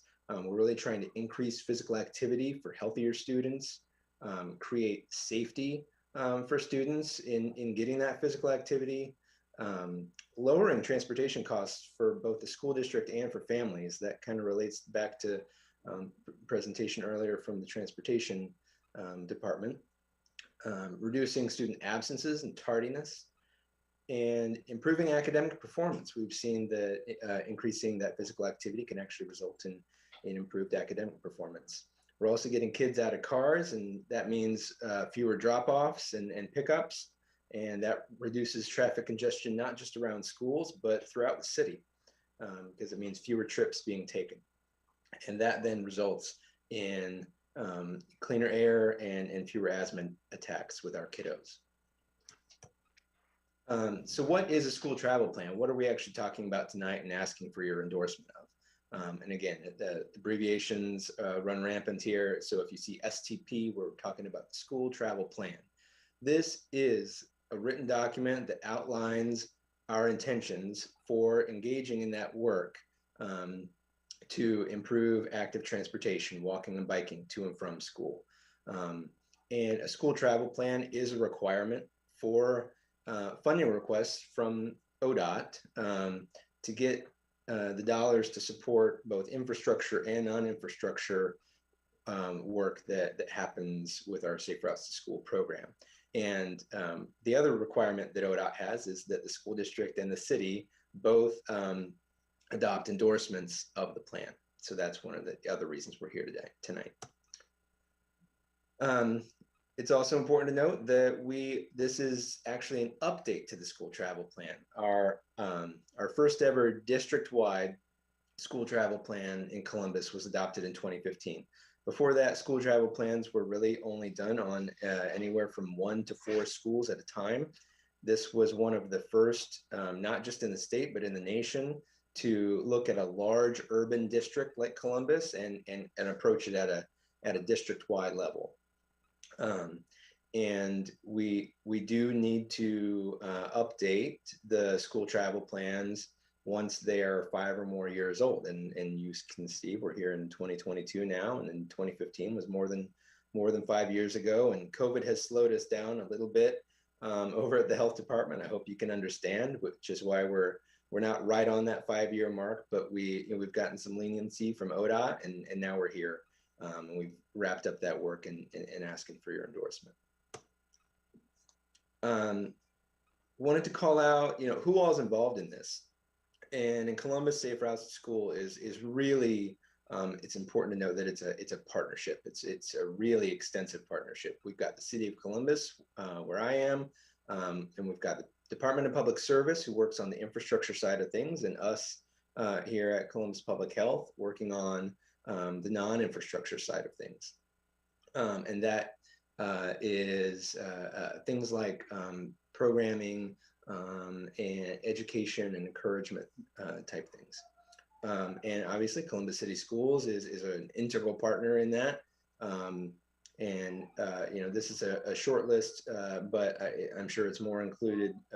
There's more than just the transportation, safety and security and the wellness program, but those are kind of the three main partners. And then many community-based partners help us do this work, more than 50 if we had to list them, community-based partners in all the different neighborhoods. So when we go through this plan and look at what needs to be updated, this is what we look at, and I'm going to go through each one of these one by one. We look at school locations, so schools that have moved, they've opened, they've closed, or in some cases they've changed purpose, or the grades that are served. We look at student locations. Where are students living who are attending each of those schools?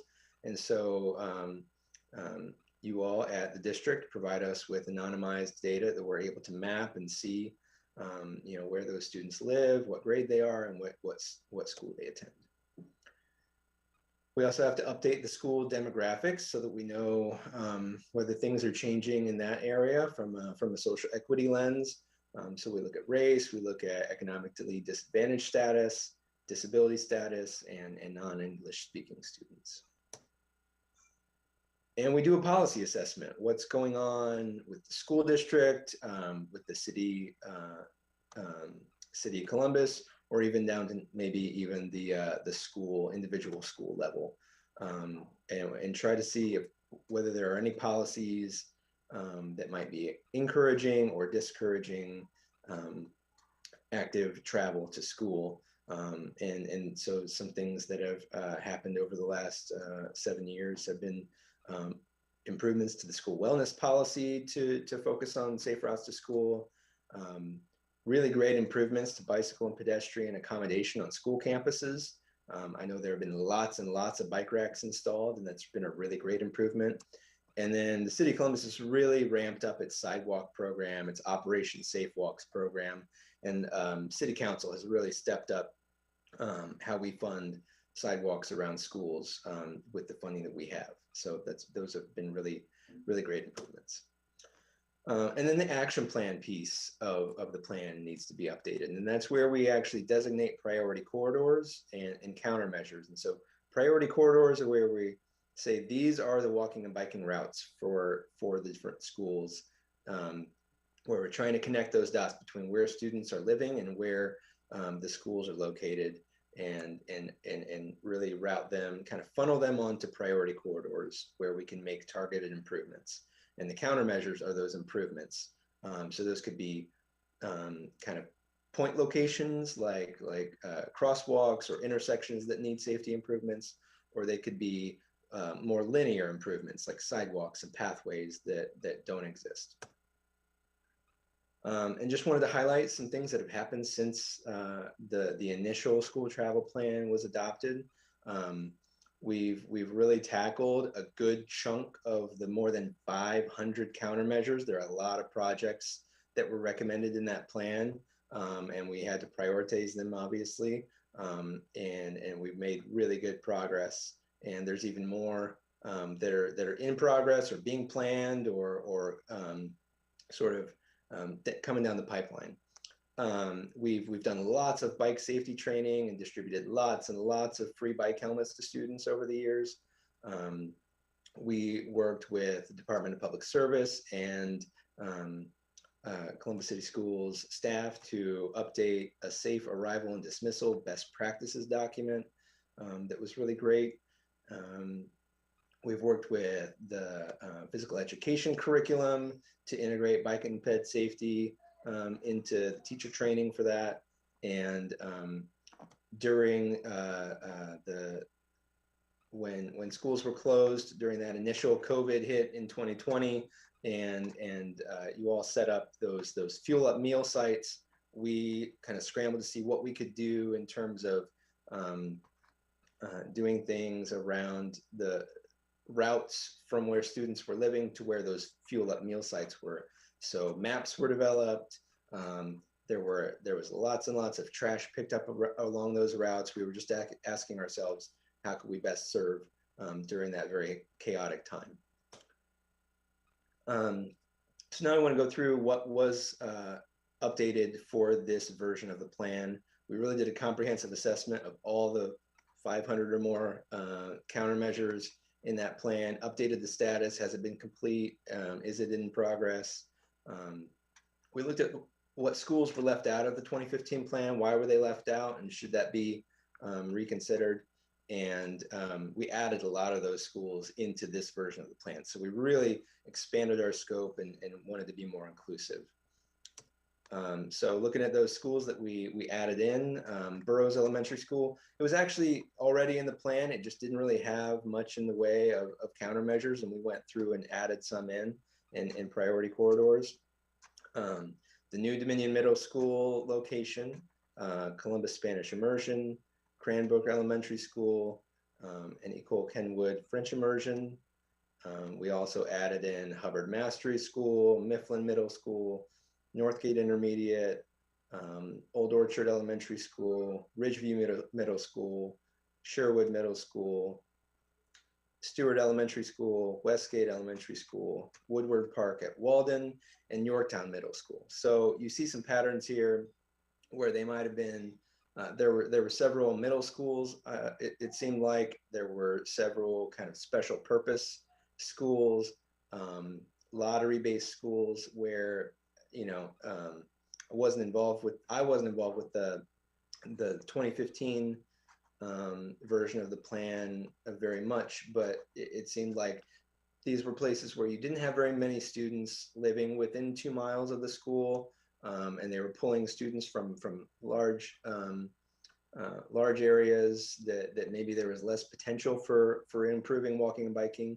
But I think with this version, we said just bring them into the plan, and we're going to do what we can and to improve those things, whether they're whether they're that kind of school or not. And then finally, the last thing, and this is really timely, that we update is student travel tallies and parent surveys. And these need to be conducted at least every 3 years for all schools. And those travel tallies are in-class tallies where we determine, how did each student travel to school that day, what were the weather conditions, so we can get a kind of point in time assessment of how many students are walking and biking to school or getting dropped off or riding the bus. And then parent surveys where it's more of a qualitative data collection. What are parents' feelings around allowing their kids to walk or bike to school? What are their fears? What are their concerns? How can we really target our non-infrastructure education and encouragement work to improve that? And we've got those coming up in spring 2022. We're working really closely with staff at the district and school level to ramp up for that. So I know that was a lot, and it's a pretty lengthy document, so not sure if you got to review it all, but at this point we are asking for your endorsement of the plan, and appreciate your time and willing to answer any questions. Thank you so much. We will take questions. Are there questions from board members? I see Member Brown and then Dr. Pierce. Thank you. Scott, thank you. I appreciate and value the program that you run, and my thanks to SWIT as well. I think that it's continues to grow and improve. The only question I have, and it's one that I wonder, is how has COVID-19 affected the program, and what are you doing to deal with that, to adapt to our new world? Yeah, that's a really good question. I think we've seen that COVID-19 has changed travel patterns. It's introduced a lot more irregularities, obviously. During the transportation discussion earlier, you heard them mention that things change daily. So I think to some extent we're just rolling with it, and we're we're learning from it, and I think we're ready to plan for what comes after it. And I think it's led us to, because this planning process was during the midst of COVID-19, that really approaching this document less as something to update every 5 years and more something to be a living document that we continuously revisit and continuously work with the school district and our partners to find how we can best serve the students in improving safety and getting them to and from school however they need to do it. So I'm not sure if I answered the question there, but. No, you did, and that's helpful. And I hope that you're also looking for opportunities to make use of what we're learning during the pandemic, and maybe some improvements that can come because of it. Yeah, it's certainly been a learning experience for everybody. Thank you, Scott. Thank you, Board Member Brown. Dr. Pierce. Thank you for calling out SWID, because I would be remiss if I didn't acknowledge our Safe Routes to School coordinator, and I hope she's still on the call.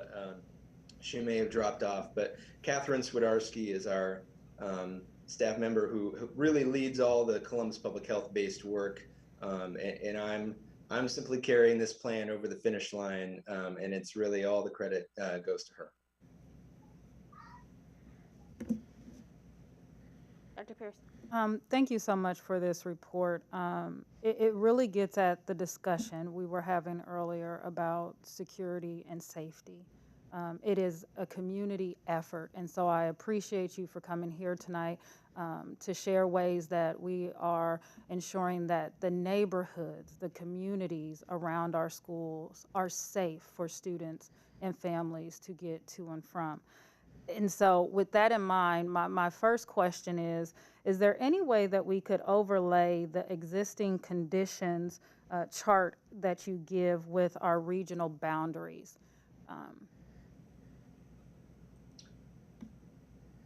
Can you be more specific about which, I don't have the document up in front of me, but which map are you talking about? It's not a map, it's a chart. It's the existing conditions chart that tells the percentage of students that live within 1 or 2 miles. Oh, yeah. I Yes, asked we this can question because, as I pointed out in questions earlier with safety and security, as Board Member Cole pointed out in questions to safety and security, we have some regions where we're seeing more activity around potential violence or potential risk. So it would be helpful to know, with these existing conditions, what schools fall within which region very quickly. So I'm unable to determine which schools fall within which region. So if we see that there's some increased incidences in Region 6 and in Region 3, then that signals to us, hey, we have some safe school routes there. We need to ensure that we're protecting not just what goes on in the building, but also those safe routes, that we're communicating with you, that we're communicating with block watches, with police officers. Does that make sense? Yes, yes, absolutely. Yes, we can do that. Thank you. My next question then relates to the data that's shared specifically around the neighborhood is dangerous. So with that question, one, the survey was given in 2018. We know that things in our community has changed since 2018. Do we have any indication that parents and families have changed from that 39 and 43%? Are they holding constant there, or do more of our families and caregivers feel that, yes, it's too dangerous in some neighborhoods and regions for our kids to be walking?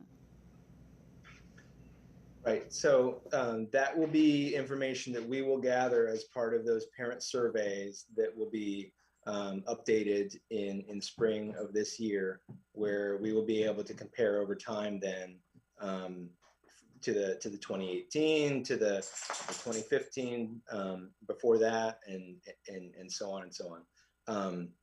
So that's information that we haven't gathered yet, and that's why, you know, we expect this to be a living document. We're obviously updating the plan right now, but we're going to be gathering more information in just a few months. So this is it's going to become much more fluid than just update the document every 5 years. So I don't have an answer to your question, but we will.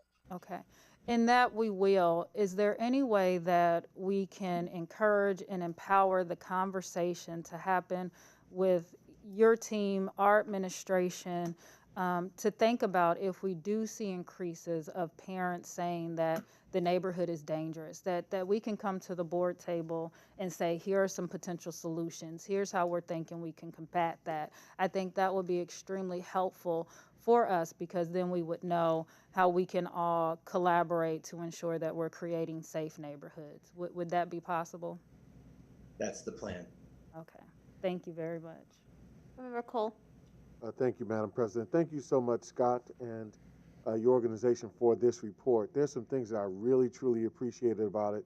They come at the latter end of the report that specifically identify, on a school-for-school basis, countermeasures that are recommended to our institution and ideally to the city of Columbus to identify for safer routes. Things like crosswalks, things like build a sidewalk. Can we disaggregate that by region in partnership with the district? Can we disaggregate those countermeasures in partnership with us and the administration to identify that by region? Again, to Dr. Pierce's point, I think as we look about safe pathways to school, I live in Region 5. I live in a region that is not good at all on sidewalks. It is not. It is not good at all on safe crossing. It is not good at all between McNaughton and Broad, or McNaughton and Maine, McNaughton and Livingston. And that's just a few areas where these are incredibly unsafe, dangerous areas that do not provide sidewalks or safe crosswalks. So I'd love to see this opportunity for us to, further partner, if you will, on identifying or disaggregating and aligning these countermeasure requirements or recommendations, to our regions so that we can better prepare our case and arguments to the city in partnership to identify where we can actually try to make some impact. So I thank you for that. I hope I'm making sense. Yeah, we can easily overlay the regional boundaries with those countermeasures as well. And to your point, that the area of the city that you just described, and I think you'll see in the list of schools that we brought into the fold this time, we were really intentional about bringing that area in because of the known deficits that are there in terms of providing things like sidewalks and making sure that safe routes to school is just one more way we can advance the goal to improve the environment over there in terms of safety. Yep, I saw it and I greatly appreciate it. Thank you, Madam President. Thank you. Kind of staying on that chart that Board Member Cole had you, the countermeasures. I just have some more technical questions about how the chart or what the chart is telling us. So are these projects ones that were identified in the first version, or are these part of a 2022 update? That is a combined, well, I think there are multiple tables there at the end. Yeah, table 11. Not the table of all the ones that are, oh, I guess that they aren't all done on this one. I think there should be a table of only the ones that were added, and then there's sort of an aggregate table of all of the countermeasures that were added and the ones that rolled over from the previous plan that had not been completed yet. Okay, so thank you for that, just helping me understand the table. So in it, I see that there's some sort of score from a matrix that makes them be high priority, and so I've identified that. I'm just wondering if I'm asking this because we are going through facility planning right now, and I am seeing things on here that go out 8 years plus, and I just want to make sure we are all aligned in what we are doing and being good stewards of all the money that we're getting to do these great projects. So, is this the plan? How does this change? What impact do our facilities decisions, make on this to your funding? Again, that's the kind of vein I'm in, and you don't need to answer if you don't have it. I just kind of want to bring that up to make sure that you're working with a lot of great internal partners with us. Just want to make sure that we also have our facility people kind of in this conversation too. Yes, we're closely watching the facilities master planning process. The last time around, we were watching as well, and we definitely took that into account as the plan was being developed. And we will continue to watch, and that's another kind of piece that has led us to be, call it a very fluid plan, and as things are implemented, or as projects are chosen or prioritized, we will continuously revisit whether a project should be pulled out of the plan because that school isn't expected to be a school at a certain time frame. So at the same time, you never know what's going to happen. So a missing sidewalk being filled in is always a good thing, whether it's going to be a school or not. So we try to take that kind of walk that line, so to speak. But we're definitely watching and listening, and I sit on the Neighborhood Schools Development Partnership, so we're also talking about facilities planning, and I'm aware of those conversations personally. So yes, it's definitely a part of the conversation. Wonderful. Thank you so much. Other questions? I believe Board Member Vera has a motion. I motion to approve the resolution to endorse the updated Safe Routes to School district-wide travel plan, whereas the Columbus Board of Education endorsed the district-wide school travel plan in 2015, and whereas the Safe Routes to School district-wide travel plan has been updated, and whereas the Safe Routes to School district team from the City of Columbus gave an updated presentation, and whereas the updated Safe Routes to School district white travel plan can be found in Exhibit A, and now therefore be it resolved that the Columbus City Schools Board of Education endorses the updated Safe Routes to District-wide travel plan. Thank you, that's a motion. Second. We have a second by Board Member Brown. Any other discussion? Seeing none, please call the roll. Ms. Beckerly? Yes. Mr. Brown? Yes. Mr. Cole? Yes. Dr. Pierce? Yes. Vice President Reyes? Yes. Ms. Vera? Yes. And President Adair? Yes, That motion carried. excellent. Thank you so much. Thank you all. All right, we're going to go ahead and move into item 7.2, presentation of the Facility Master Plan Committee. I'm going to have our consultant from Leggett Architect come up and our chair of that committee, Ms. Negron, come up.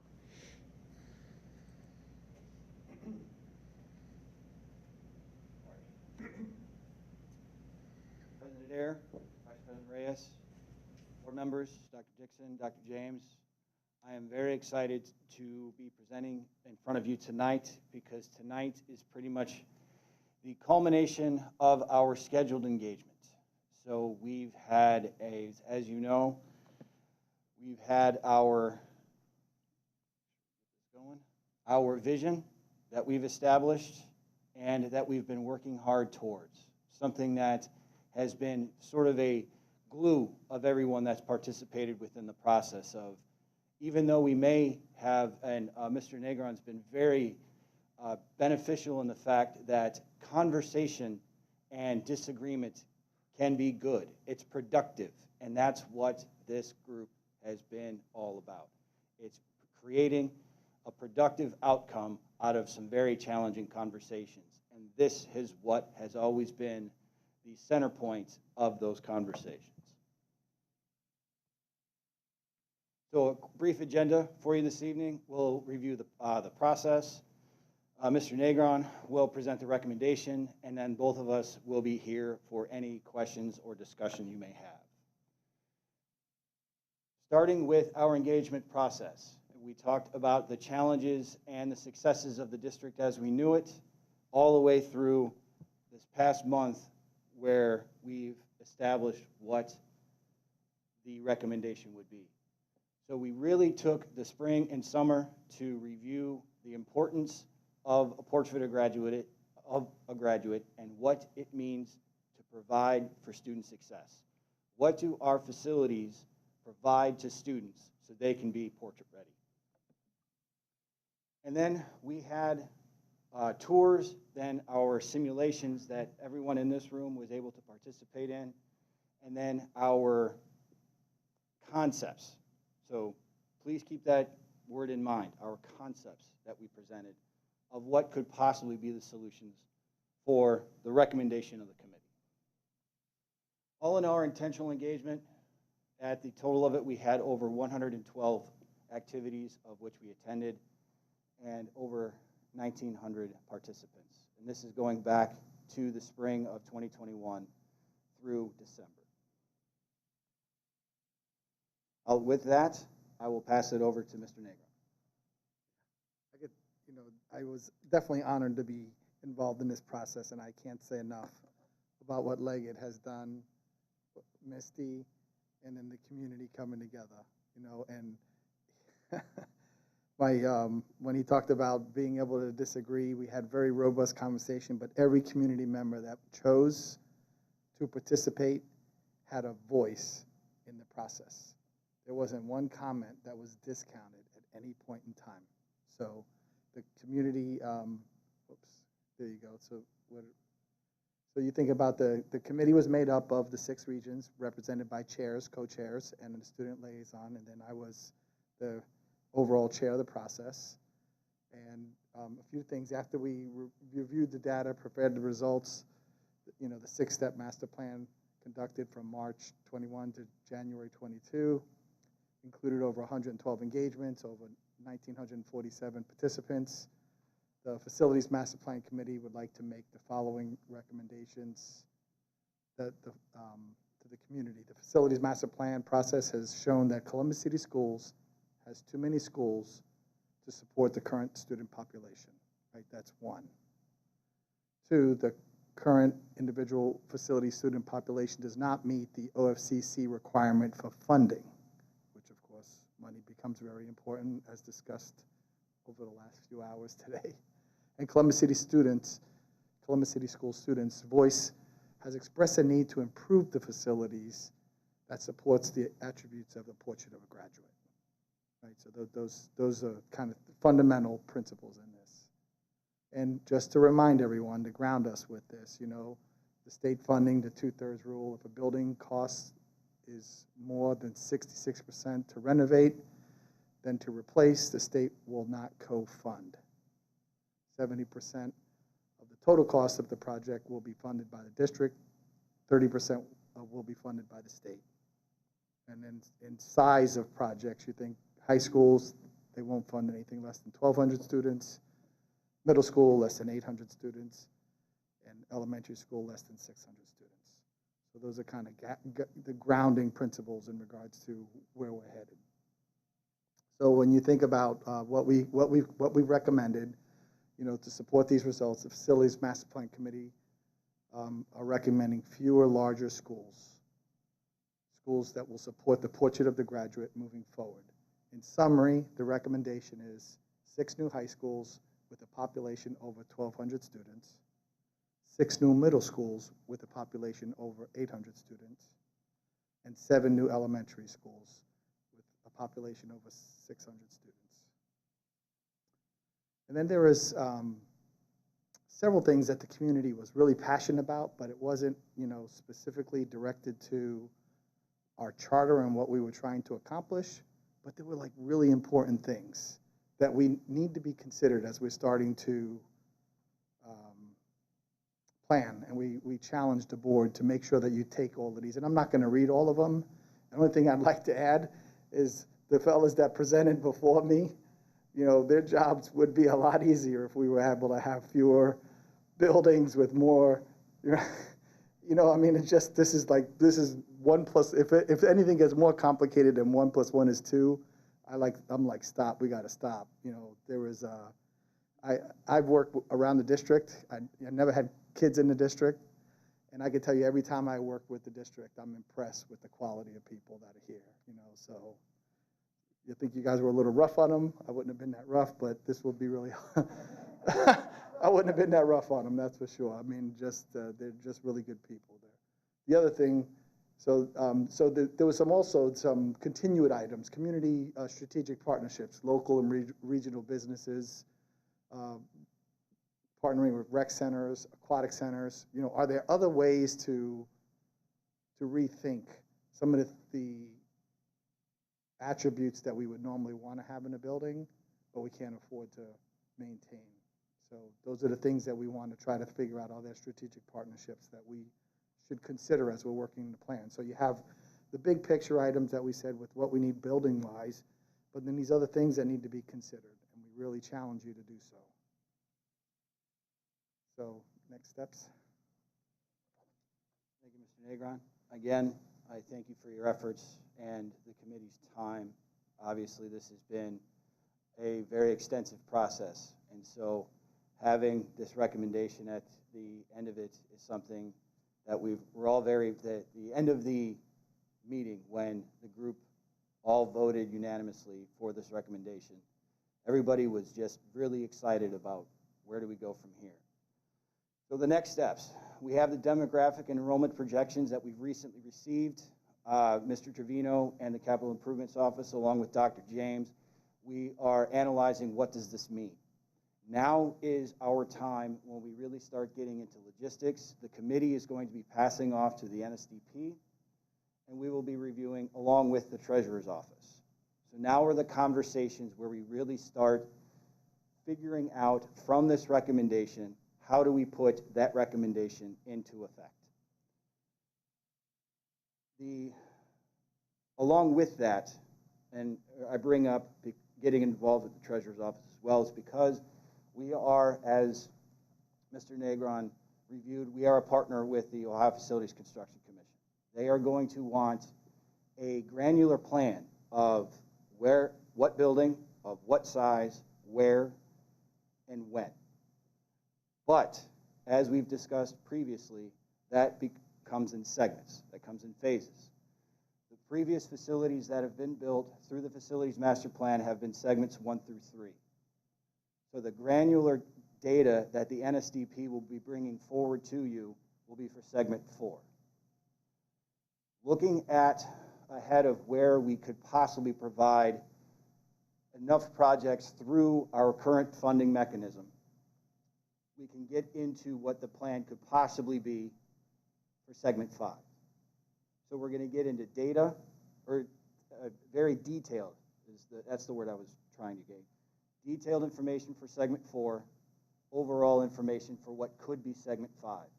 And then the remainder of the facilities as presented by the committee, those will be analyzed further on down the road. For every segment, the OFCC requires new enrollment projections, and then we also have new cost sets. So new cost information, because instead of establishing a budget for something that could be built 20 years from now on today's dollars, it doesn't make sense. So again, as far as the Leggett Architects team, we are continuing to compile our final report. We have the recommendation now as part of that report. We have the data of all of the engagement sessions that we've participated within, and then the NSDP report will be a part of that as well. So we're continuing to evolve what the final report is, and that will be continuing until we have a board-approved facility master plan. But we are continuing to work on a draft, and as I mentioned before, we are working with Mr. Trevino's team to produce what will be segment 4. So those are the details we're getting into now, and with that, I'm happy to field any questions or any additional discussion you may have for either Mr. Negron or myself. Yes, before I get any questions, I want to thank the entire committee and staff for doing this process. And we intentionally made it different, and I think we were successful.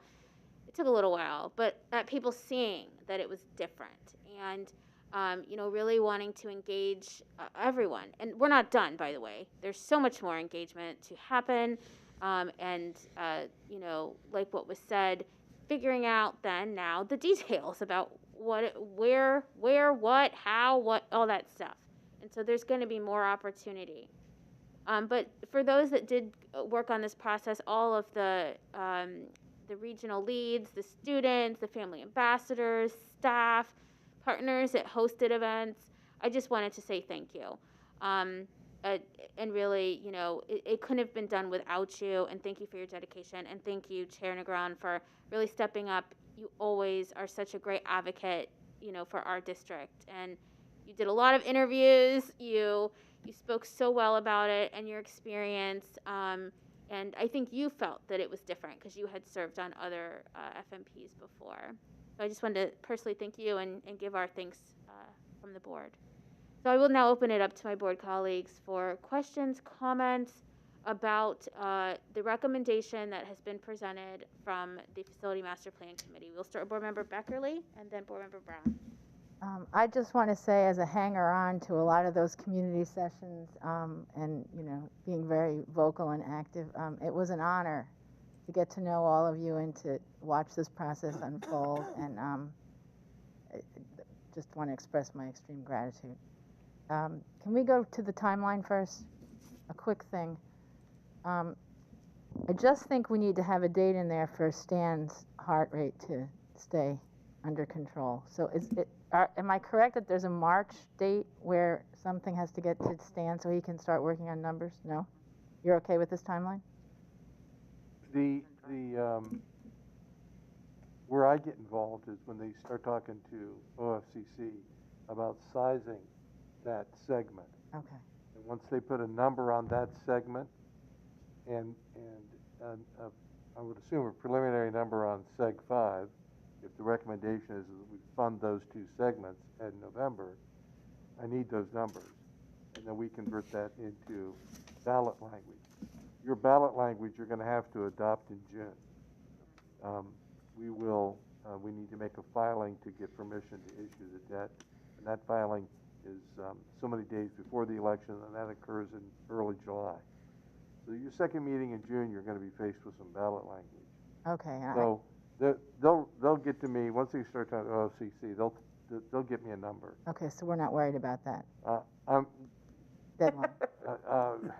No, we're not. I mean, you don't need a hard date on it. No, use the word previously we had an issue with that date not being on this timeline, and I just wanted to make sure we're okay with it. If I don't hear a number by May, yeah, I'm going to have a heart attack. Okay, so there we go. I'm sure we'll get it. All right, We'll, good. we'll have a number. I just wanted to make sure we had closed that We loop. get with council, and we draft the do the calculations, draft the legislation, and go from there. Okay, and then can we go to next steps? Oh, that is next steps. There's another one, the next steps. It talks about information and data collection to continue. And so this is my question that I've kind of consistently put out before, which is, concerns about the numbers of people who were involved in the engagement process. And I know that I think there's a plan to hire EMC.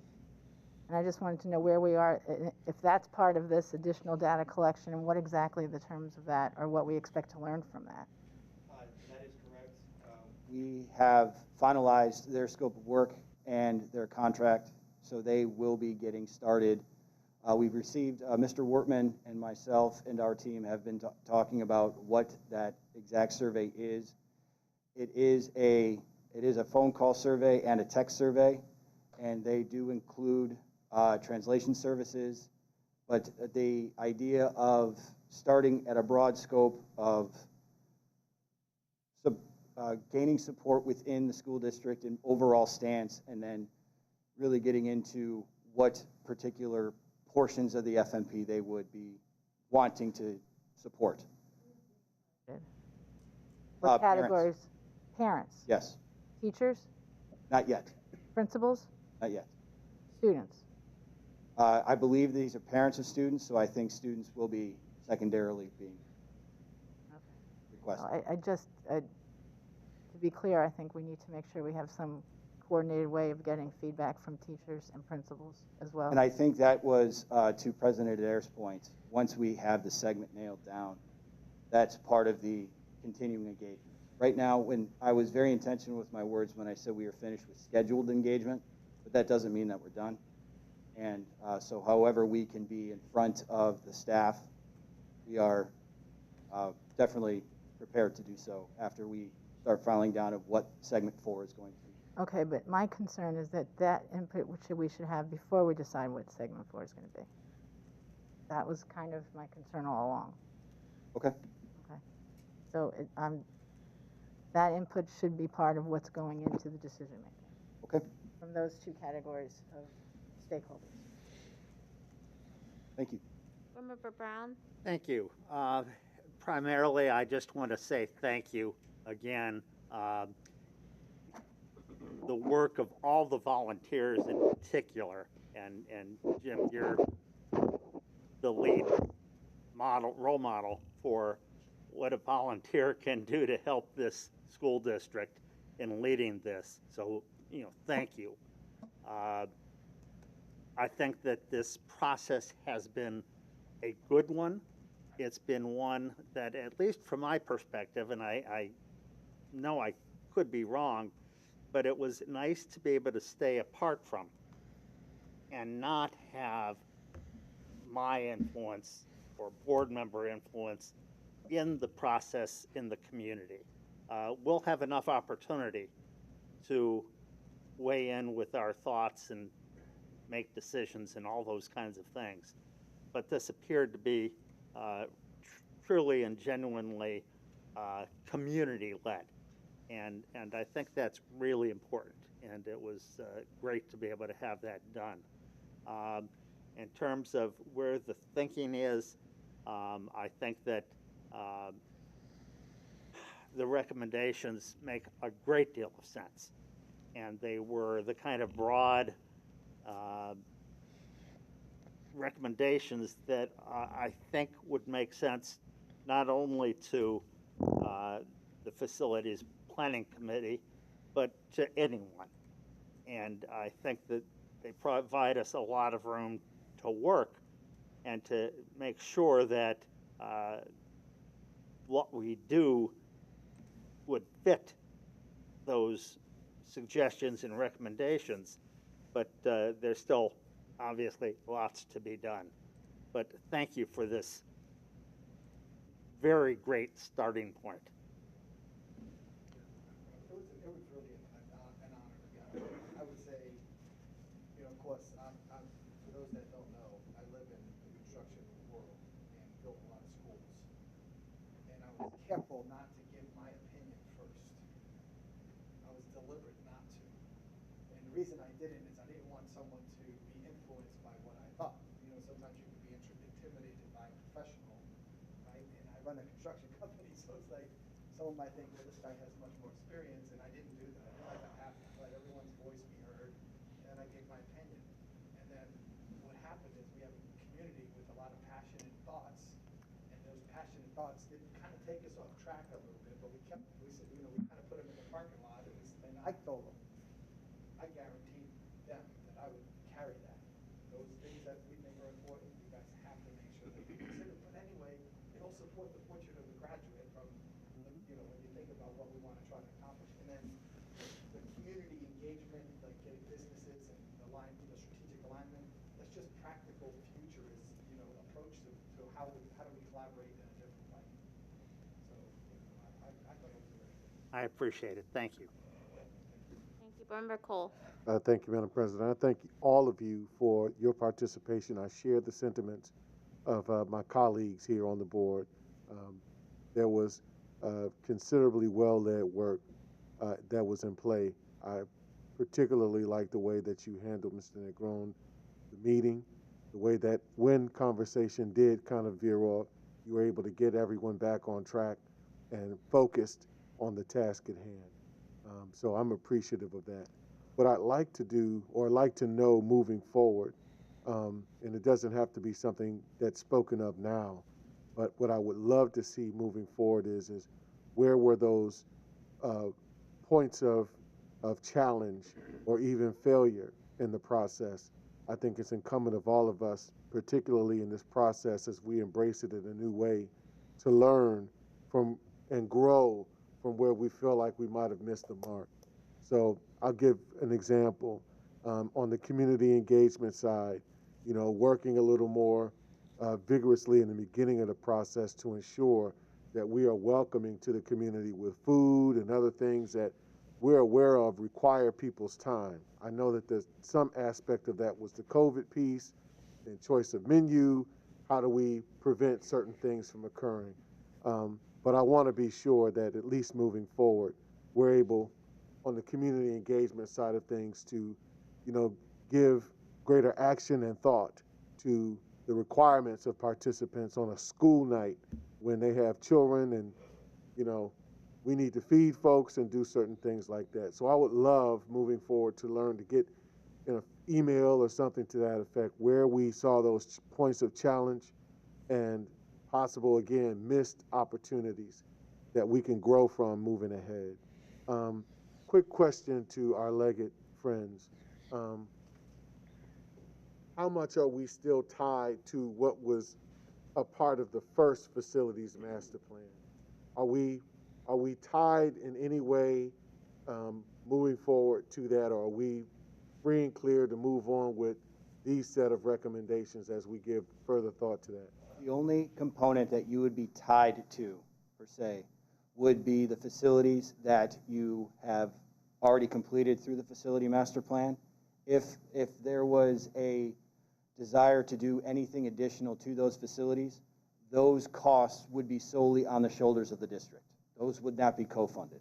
Outside of that, there are no ties. Okay, thank you very kindly. Well, Dr. Pierce. Thank you so much for this presentation. I just really want to, with that projected timeline, seeing that the total master plan is slated to be completed by 2040, 2042, I want to echo what Board Member Beckerly said. I think it's critically important that we survey the students in our district.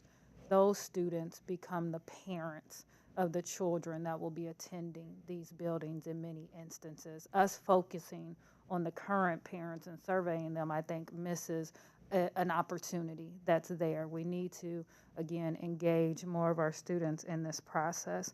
And so I think any way that we can get that survey out prior to us kind of dealing with this language and what the levy and the ballot issue will focus on, I think is an important piece for us. The other thing that I think is going to become important for us to nail down is just how much influence that the process before or the engagement that happened in our community meetings during the spring and winter will have on the closing, the consolidation of buildings. At one point in our meetings, we allowed people to rank their choices, to rank their preferences. And I think when we go back to them, we need to be very clear on what that ranking meant, if that ranking changed, why it changed, and provide the opportunity to have the real conversation around programming. When we think about those missed opportunities, I think that was the missed opportunity, that we focused on the building, but we didn't allow families and students and staff to focus on programs and where do programs go. So if there's any way that we can ensure that we're doing whatever we can to garner higher participation in that survey that goes out via text, via email, but that we include the programming, that we just don't leave it in the parking lot so people still have an opportunity to give voice and participate. I would greatly appreciate it, and I think our community would greatly appreciate it. Good, thank you. There is a challenge with what you just described, only because some of this information, there's so much data that supports it, and it's hard for people to interpret data and information that they're just not familiar with. It's not that they're not intellectual or smart enough. Just when you start to even look at how the OMCC funds schools, or the concept of what supports not just funding. Think about when you have think about the portrait of the graduate, everything that would support that. And these young minds, and I know you know this, I'm not saying anything that you don't know, but just identify what I think is the biggest challenge. Is how do we get the community to buy into what really needs to be done? And leadership has to make tough decisions. I'm telling you, what you described, what I think is going to be the biggest challenge, trying to connect to the community, get them to accept what you're going to try to do, and you're going to make some decisions. Because I was agnostic to names of buildings, right? It's not that I don't care about it. It's not that I didn't care about certain buildings. It's just what do we need to do fundamentally, right, in this master planning process, and that's how we came up with the recommendation. People are going to be really passionate about a building, and it could have 250 students in it. And the district just can't operate a building and provide all the things that need to be done to support a student academically like that. So you could have everyone in that community that said, we want to keep this building, and it's only has 250 students in it, and there's nothing that supports that. Sorry about that. I thought I was loud enough, but it's good. So anyway, I agree with you, and it's going to be the biggest challenge in the process. Yes, my thing, I would want us to just reframe that. At this point, it's not a matter of getting the community to buy in. It's a matter of us partnering with the community. They expressed that they did not feel heard during this process. And so if there are ways that we can ensure that they are heard, that we can ensure that they're able to have the conversation about programs. And it's not that, trust me, some people. This process here, what we just went through, they said Yes. that you're saying that they didn't hear, we weren't heard. We put some things in the parking lot. So specifically in my region, there were some programs that the community wanted to talk about. And so it's that process at which our community does feel slighted. And so my comment again is that I understand. I mean, this is what I do, community. This is what I teach, right? How do we begin to create urban education systems in which we partner with families to ensure that students are learning, that we bring in marginalized communities, right? That everybody's included in at the table. And so, again, the point isn't that we're going to sacrifice the buildings that we need for the programs. The point is that we have the conversation, that we make the tough decision, but in having the conversation and making the tough decision, we make the evidence and data feasible for people to understand. I mean, when my students are doing research, I tell them it's the grandma test, it's the second grade test. Can you go home and explain your research to your grandma? Does she get it? Can you go home and explain this research to your son, this concept that we just learned here in class? You know, John Glenn, the public policy, that's what we do. We translate information so the average everyday person can understand it. We partner. We're on the And same so page. The parking lot is the work of you, not the So again, that's what I'm stating. That's what I'm clarifying for you to understand. Right, that I understand we as that. the Right, that's the parking lot items had nothing to do with you guys commissioned us to do. Correct. Nothing at all. Let me jump in real quick here. So this committee was tasked with a very narrow thing. That's right. The parking lot is all extremely important, and we actually talked about several of them this evening, and some of them show up in our strategic planning. Dr. Pierce, I think that when you say community, I'm not actually sure that's the right term. I think you're talking about constituency groups. And I think that in terms of the community, this process did allow a community. Now, back to Board Member Cole's point, how could we improve? We can always improve. We had a lot of things that we can improve on, and we learned, but it did give voice. And this is the recommendation.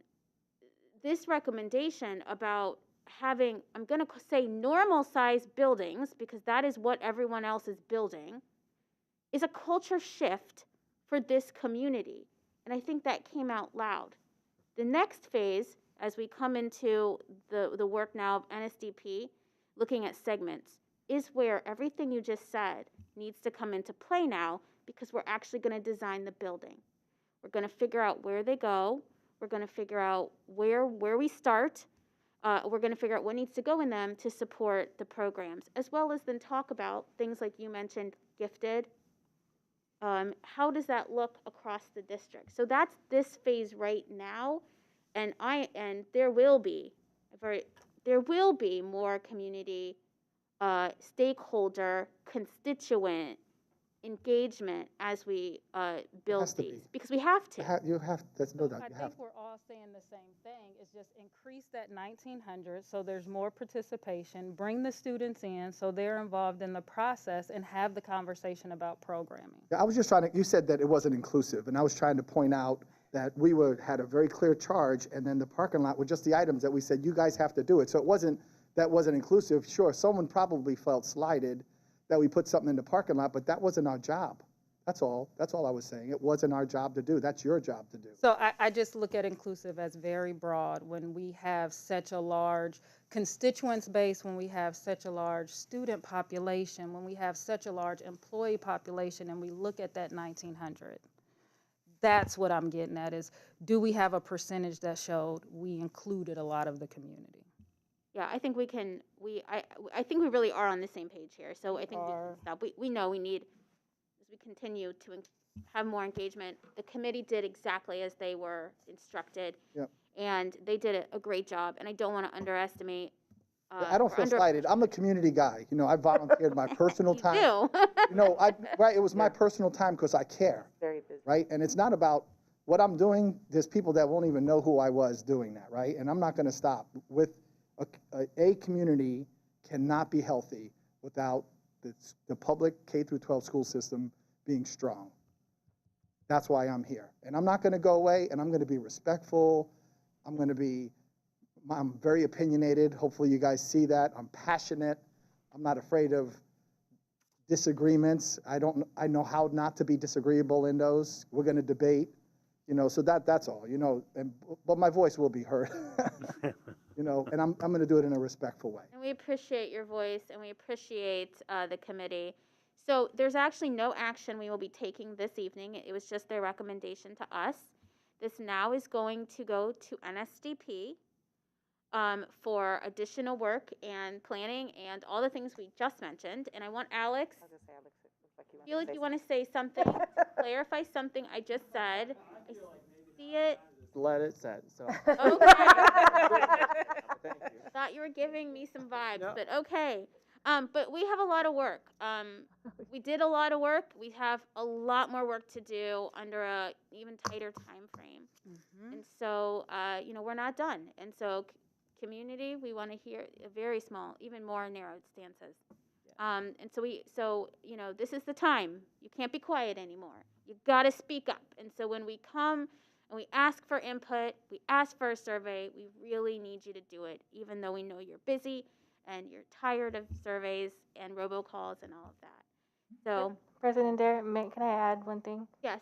So just quickly, I think it's really important that we also meet our community where they're at, right? So you think about sporting events, you think about lunch, you think about parking lot parents who are just waiting for their kids to come outside, graduation where we have hundreds of parents that are in the lobbies and in the parking lot. So I also want to think about, it is challenging for parents sometimes to come to an event or come and do these in-person activities.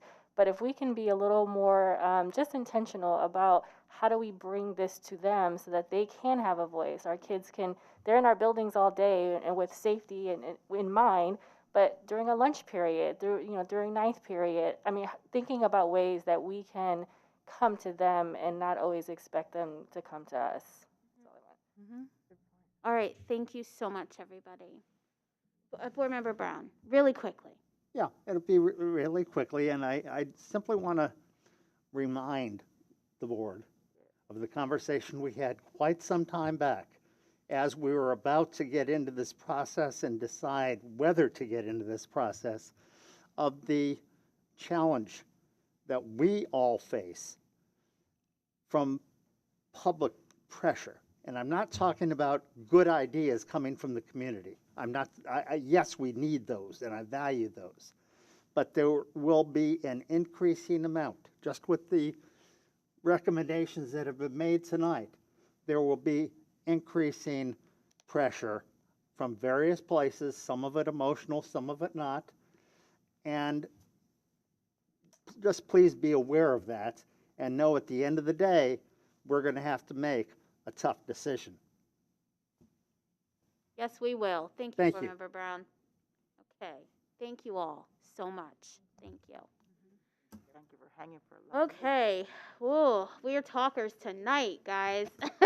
All right, we are going to go to item 7.3, which is resolution to adopt the Columbus City School interim guardrails for the district.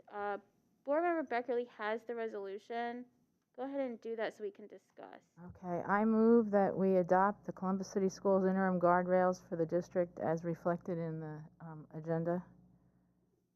Second. Okay. Is there discussion? Yes. Go ahead, Board Member Beckerly. All right. It might be helpful if our friends back there can pull up the appendix.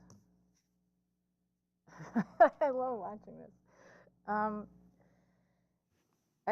We've had some board discussion back and forth, hopefully. Well, we haven't had discussion back and forth, but I've submitted my comments to the administration, but I guess I'll repeat them here. Our criteria for this is, has the superintendent and the administration presented a metric that is reasonably targeted at accomplishing the guardrail. So using that standard, if we look at guardrail 1.1, I think that the superintendent and her team have met that. I'm very much happy to see the rubric got changed to be the one that's sort of the standard rubric for MTSS. I think that's a great improvement. I personally would love to see, because I think the research shows that 3 years at Tier 1 is when you actually see change start to take root in a building. I'd love to see a metric that was maybe less percentage-wise, but X number of percentage, maybe 25% something of buildings have gotten to the 3-year mark, because then we'll know at least some buildings have actually gotten to the point where change has been ingrained, embedded. But I think in terms of our task, that metric as it stands meets the criteria. I feel the same way about 1.2. And then I have a couple of questions about 1.3. One of them is that the description in the appendix talks about, the definition of the measure talks about PBIS implementation, and I think this MTSS is supposed to be academics and PBIS. So my question, I guess, is, does this tiered fidelity inventory also address academics? And then my second question along these lines is, I just know that I've noticed that in doing my research that there's a culturally responsive tiered fidelity, and the question is, have we considered that? And I have no idea if it's better, worse, or good, bad, or indifferent, but it just struck me as it's all tied to the same thing. And then, and again, that 3-year thing, 90% of our schools at 70% or higher is a really aggressive goal, and I'm very impressed and happy to see it there on the one hand. On the other hand, the mark of whether we've gotten to a implementation is 3 years at 70%, so I don't know if a lesser percent with the 3 years tied to it. So those are just a few comments I have on the first one. Okay, does anyone else have comments on the first one before we turn it back over to Dr. Dixon? No, so those are the questions. Do we want to go one at a time, or should I go through all of it? No, let's go one at a time, because if yeah, there's I think so too. Yeah. So, guardrail 1, I guess really she's looking at 1.3. Yeah, 1.3 is the only one that I have a substantive question on, and it's the PBIS is just behavioral, and do we have the academics in there too?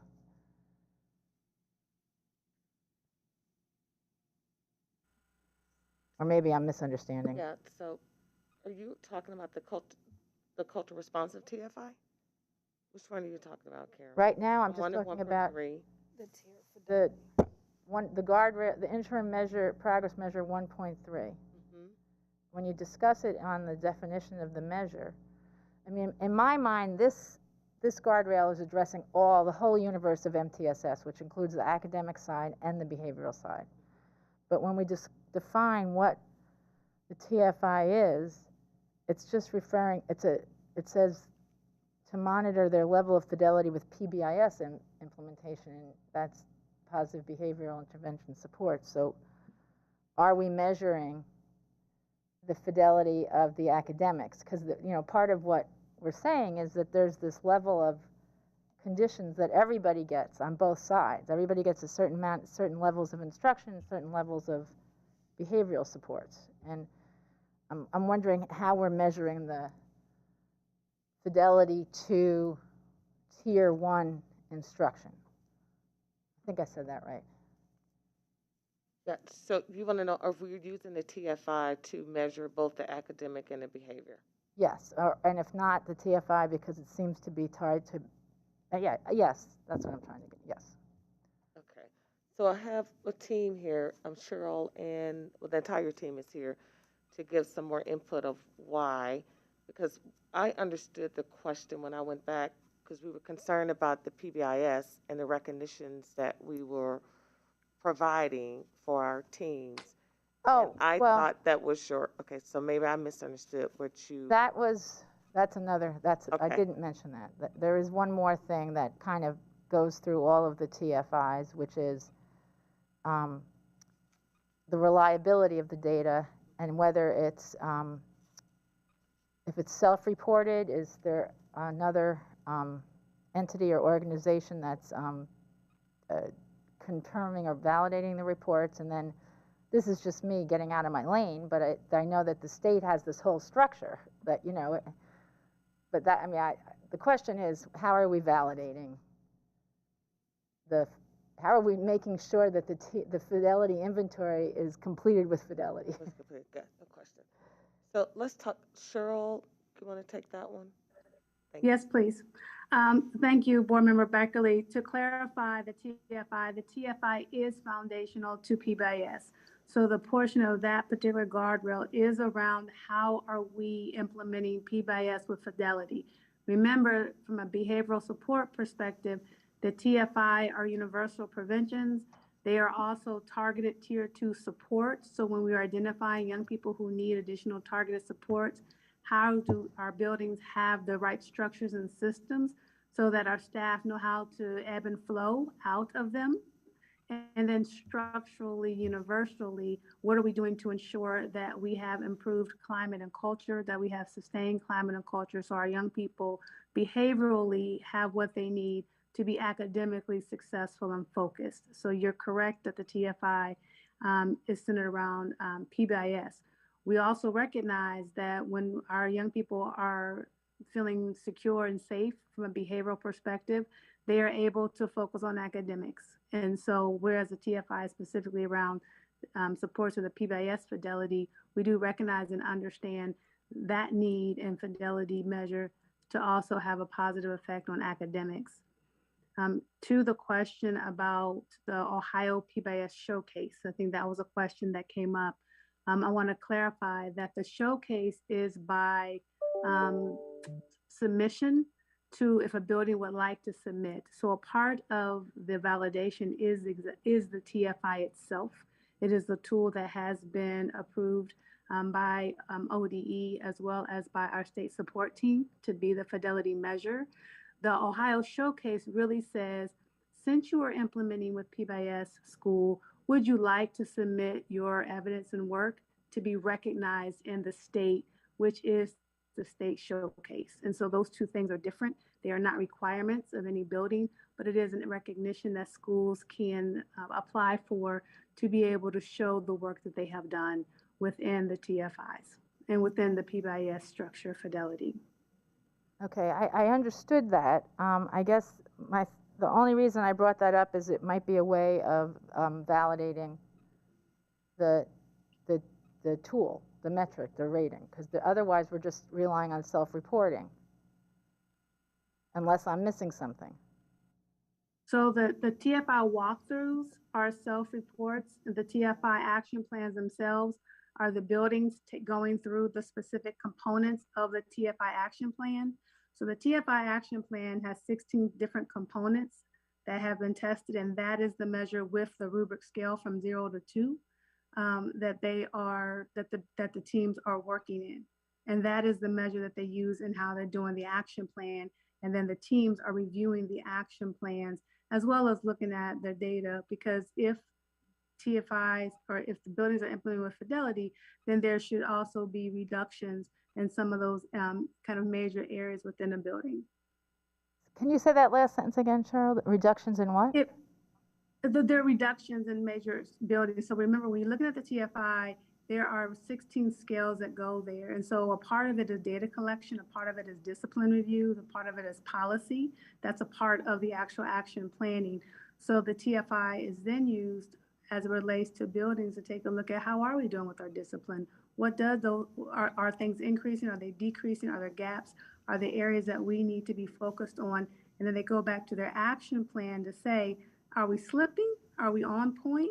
Are we responding to what we need to respond to? And so it really becomes a living document within a building to be able to measure where they are getting off track and where are they staying on track. So let's say, for example, we are in January and one of the buildings realizes that there's increased discipline referrals. They can go back to their TFI, see what that area was and what action plan, and really have some hard conversations about, are we staying on track? And if not, then let's utilize the information that we have from our TFI action plans and exercise and really present our information with fidelity and our strategies with fidelity. Okay, it may be that I'm missing a piece when you're using the word team, but I don't think I'm hearing anything in this discussion about validation. And I'm going to be really frank. I worked in 2 buildings where I'm pretty sure we completed TFIs that made us sound like we were really doing PBIS with fidelity, and I don't think we really were.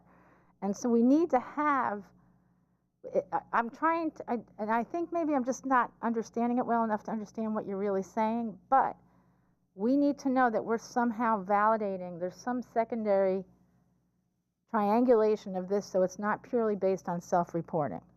Because I think, and this is not questioning the tool or the process at all. I think it's exactly what we need to be doing, but it's only going to be good enough if we're making sure we're actually doing it. And usually that requires some third party, third measure. You know, how are we going to make sure that this self-reporting is really digging deep to be honest about it? And I don't know what that answer is, and I don't know if it has to do with what you said about teams or walkthroughs, and that's just my question. Oh, okay, thank you. So let us come back. Okay. Because we'll come back with that, with some more information. And then I don't know, is somebody else going to answer the academic part? Yes. Kira? Sorry, I absolutely can answer the academic part, but Carol, can you repeat it? So, and actually, this is, you, I think, particularly got it to register with me that this whole brilliance, really, of this MTSS model and embracing it across the district is that we're making sure that we're being really crystal clear on what every kid gets on the behavioral side and on the instructional side. And I'm going to use my favorite example, because you all know it's my favorite example, foundations, right? So if we say a tier 1 instruction for every kindergartner is lessons 3 through 6 in foundations for kindergarten, let's just say that's it, right? Or whatever, units 3 through 6 of foundations for kindergarten. And every kid has to get it. How are we measuring? How does any of these metrics tell me that we're measuring that we're actually doing that in every building for every kindergartner? Because isn't that what this is supposed to be telling us? Isn't that what MTSS is? Well, this guardrail is measuring consistency of the use of MTSS and that rubric, which I was going to pull up, but I don't have it right in front of me. What you're talking about is how are we ensuring that tier 1 is being implemented with fidelity, which is just a piece of what we're measuring. We're actually measuring and moving towards a systemic use of MTSS, which is why we're referring to that rubric as a tool. You're asking, what I think I hear you asking is, how are we implementing tier 1 across the district? And that we do that in several ways. One, we know we're responding to the PDK audit, and updating and policies, the curriculum management plan. Hey, can I just interrupt for a second, Kira? I'm not asking the how. I'm asking the how we're measuring it, because, or how we know we're doing all the things you were just about to tell me. And I think you gave us, I haven't seen the 21-22 blue MTSS book, but there's a 2021 blue MTSS book that says, for kindergarten, this is tier 1. For first grade, and it has it on the academic side. So I assumed, and maybe this is incorrect, that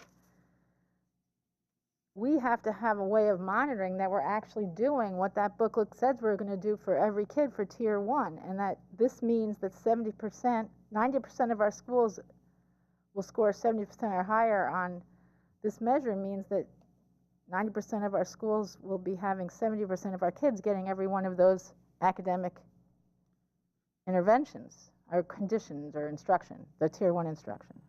Yeah. So I don't know that we're speaking apples to apples here. Right, I see Russ shaking his head. So to ensure that we're providing or measuring how we're implementing tier 1, we're using instructional rubrics, we're reviewing data at building level, classroom data, student level data, to look at how we're implementing. We do that with iReady. We can see classroom reports, students reports, and of course leaning in on our core instructional framework to help guide that.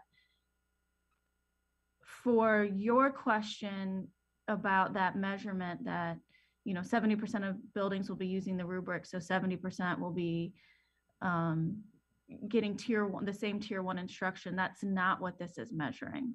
Russ, do you want to lean in? I wonder if we need a separate measure then? I mean, we have, it seems to me that I mean, I'm wondering if we need to rethink one of these measurements, because if the. But we're not, I don't think we want to get, go ahead, Russ. So as I recall, the last time we got together with the coaching from AJ, we spent a chunk of time talking about the language for the guardrail. And we've actually modified the language for the guardrail to capture what we heard in the last board meeting. So when you look at the superintendent will not allow multi-tiered systems of support to be under-resourced, that, if I recall from the work with AJ, was the primary work of the board, was to define that. And then the second question, which board member Beckerly, you brought up, is the question then is, do these interim progress measures support or provide information regarding that, though they were within the discretion of management? I would suggest that based on what we heard from Ms. Ward, that if PBIS is implemented with fidelity, and we see this implementation over time and the improvement, we would expect to see that show up as she articulated in our board measures, looking specifically at student achievement, for example, and also when we're looking at the board measures tied to the portrait of the grad, because again, they're connected to our student experience and how they show up. Specifically, to your question around MTSS and broadly the academic side of the house, interim progress measure 1.1 addresses that integrated look at both academics and our school climate interventions and the implementation. And again, if those are implemented with fidelity over time, and I think oftentimes when working with data, particularly when we're introducing a concept or moving into a new area, initially we're looking at measures of implementation to help us understand whether or not we're getting to where we need to be. But we would expect to see those products of this, again, reflected on the student academic measures and the board goals. So these are really the conditions for learning and the supports and the guardrails that we would put in place. And we would expect to see the outcomes triangulated with student attendance and academic outcomes. Okay. So I feel like, Carol, your questions are always good, but does this stop you from, so our job tonight is to approve this direction. And again, I think, we set the guardrails and the superintendent tells us how she's going to demonstrate how those guardrails are being met. And then when we did this in the coaching, it was more about, is she interpreting our meaning through her selections? But I'm not smart enough to honestly to truly understand what you're talking about. I think then the question is, and maybe the key thing Russ said is progress measure 1.1 has both sides. If 1.1 has both Tier 1 academics and Tier 1 behavioral, and then 1.3 is just an extra way to ensure that we're making progress there and that we're integrating the conceptual way of how to be with MTSS, then I think I'm okay with it, but I still am not clear, and you're going to get back to me on the validation. So you're talking about 1.1 or 1.3? I was talking about 1.3, but Russ brought us back to 1.1. He said that's where should have comfort that we're measuring fidelity on both sides. Gotcha. And so I think that if that's the case, that's the case. I mean, I looked at that rubric and I could see how that could be the case. Okay. So that makes sense. All right, I'm good with it, other than the validation or the triangulation. Okay. Okay, Dr. Pierce, did you have something on 1? Yes, on 1, and I think it speaks to 1 and 3, and it's just more specific. 1.1, I'm sorry. 1.1 and Okay. 1.3. Okay. I guess for me, Carol, Board Member Beckerly's question has me just really concerned. How are we separating on the behavioral side, teachers giving, for example, cookies and candies for you behaving properly, to us being able to put that TFI in with fidelity, right? So I trust that your team is thinking about that and how to get it done, but just, Board Member Beckerly, that's where my mind went when you were asking those questions. How do we ensure that there's real Don't want alignment? us to create a system where we're just giving trinkets and treasures. That we are actually seeing some movement and growth and increased behavior, increased academics, and how we're measuring that and bringing it back. Yes. Yeah. Okay. Got it. Does that help? Yeah. Is that? That's not my concern. I think it's a great framework, and I think it's really meaningful. We just have to be doing it well. Yes. I'm not worried, because that should take care of that. Well, I'm worried about the trinkets. The framework Right. I got it. Because I think that's an inequity. Because I think one of the things when you said that your school received rewards. No, I didn't see. I mean, I think there was always a PBIS committee, and they always were okay, and I don't think we were really doing it with fidelity. Great. Okay. All right. Do you have on 1? Just on 1, yes. Okay. 1.1. Actually, 1.3. Okay. To this conversation about fidelity on something, I think that there's some strategic ways, Dr. Dixon, in which you can look at that and moving the needle. One is integrating the idea of the behavior piece that is not on a classroom for classroom trinkets and bracelets, but maybe something where the principal and the whole leadership team are able to incorporate certain principles that help modify and moderate behavior and make an impact in that space. So I think that based on the data that we got today from safety and security, I think that's an optimum space for you to make significant impact on culture and climate from a behavioral perspective. And then again, I think that there's some other ways in which you can incorporate that on the academic side where we see that shift, particularly if you're maybe using this MTSS piece to target towards literacy, to target towards numeracy in some sort of way that meets those other goals to help you build capacity. I think that there's some strategic ways based on what we saw today and based on what you have in place in terms of goals. I think when you look at where you want to make the impact, you figure out how we leverage that way. Thank you. Thank you. And board members, I want to focus on what our job is in this document. So it's going back to what, we've set the guardrail. Did they interpret it the way we thought? Now, all these things we're talking about are great questions, things that can be done with Dr. Dixon and team one-on-one through writing. But our job right now is to see, is this framework okay? Did they interpret what we wanted? And so that's kind of what we're doing here. Again, all great questions. I just want to use this space for what we kind of intended. So going on to guardrail 2, Board Member Beckerly. The 2.1 is, I'm continuing to be concerned that this is measuring an input and not an output, and that we have we need to have some sort of a rubric to say, are we getting there? Okay. We could have 40% of our, we could completely comply with this interim measure and have 40% of our buildings trained and not be fully practicing restorative practices in any one of them. I'm not saying we're going to do that, and that's not how you're going to structure it, but that's feasible.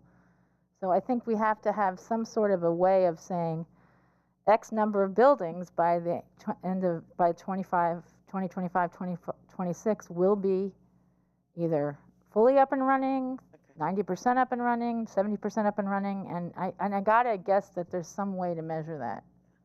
Right. Okay. Agreed. And provided that. Okay, we'll add that. Other And comments then on 2 about whether or not she's interpreted our guardrail correctly. And then 2.3 is the same thing with triangulating or somehow validating the self-reporting on the TFI. And I think, board member, you provided all these in writing to them, yes? We did. Huh? Did, Yes, we went through them. yep, and we responded, Okay. Yes, you guys did. yep. And so we just go back for clarification, so we're meeting tomorrow, so we can. Okay. Okay. All right. Any on others on 2? Guardrail 3. Align resources equitably. Any comments about alignment? No? Okay. And guardrail 4, culturally responsive staff. Any questions about the alignment? Dr. Pierce. So my question that was posed related to, in particular, 4.3, was, as a board, are we okay with the survey being given 3 times? Yeah, because you thought that was oversight, yeah. Right. Will we be surveying too much was really my question. So I guess I'm okay if we push that number, based upon Dr. Dixon's recommendation. I would be okay if we push that number down to 1 or 2. I'm concerned that we will be surveying and assessing our students and staff a lot with these guardrails and measures. There's other way. I mean, yeah, I don't know what you mean by survey, I guess. So survey, if you mean a formal survey that's in writing, but there's other ways to do kind of pulse checks that could gather data as well. Yeah. And then we also talked about using some of the surveys that we are, like with Panorama, and just making sure that they have some of these key questions in it so that we are not sending something separate out. There may be a problem with too many surveys. I don't disagree. I think that we should be really careful not to make these be the ones that we decide to get rid of, because Panorama, the whole, the district's shift toward using Panorama to measure culture and climate and student sense of belonging and SEL, that's got to become ingrained in who we are and how we measure ourselves. And we should be looking at that Panorama data all the time, like who's up, who's down, because you can drill down to a kid, you can go to a classroom, you can do a bandwidth. I mean, that's a tool that we should not be, and I think it'll become a little bit like, you know how, I'm sure it is with iReady now, and it used to be with MAP, that at some point the kids just do it as a matter of course. You say, okay, it's time to know the Panorama grad. They take half an hour, they do it, or whatever it is. And I think we're saying that, Karen, that we utilize the Panorama, but we don't do it something separate. And this is a separate measure. This is the culture awareness and action, and it's a scale within the equity and inclusion survey. They're all shaking their head now. So 4.3, it says. No, they're all shaking their head. They're all shaking. Let somebody talk, because I think that we don't understand what this is. If I could lean in here just for a moment. There are multiple scales available through the Panorama survey.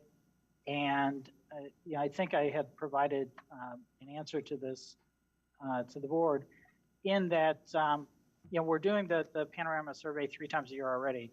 So for students incorporating these items, it's only 4 or 5 additional items for students 3 times a year.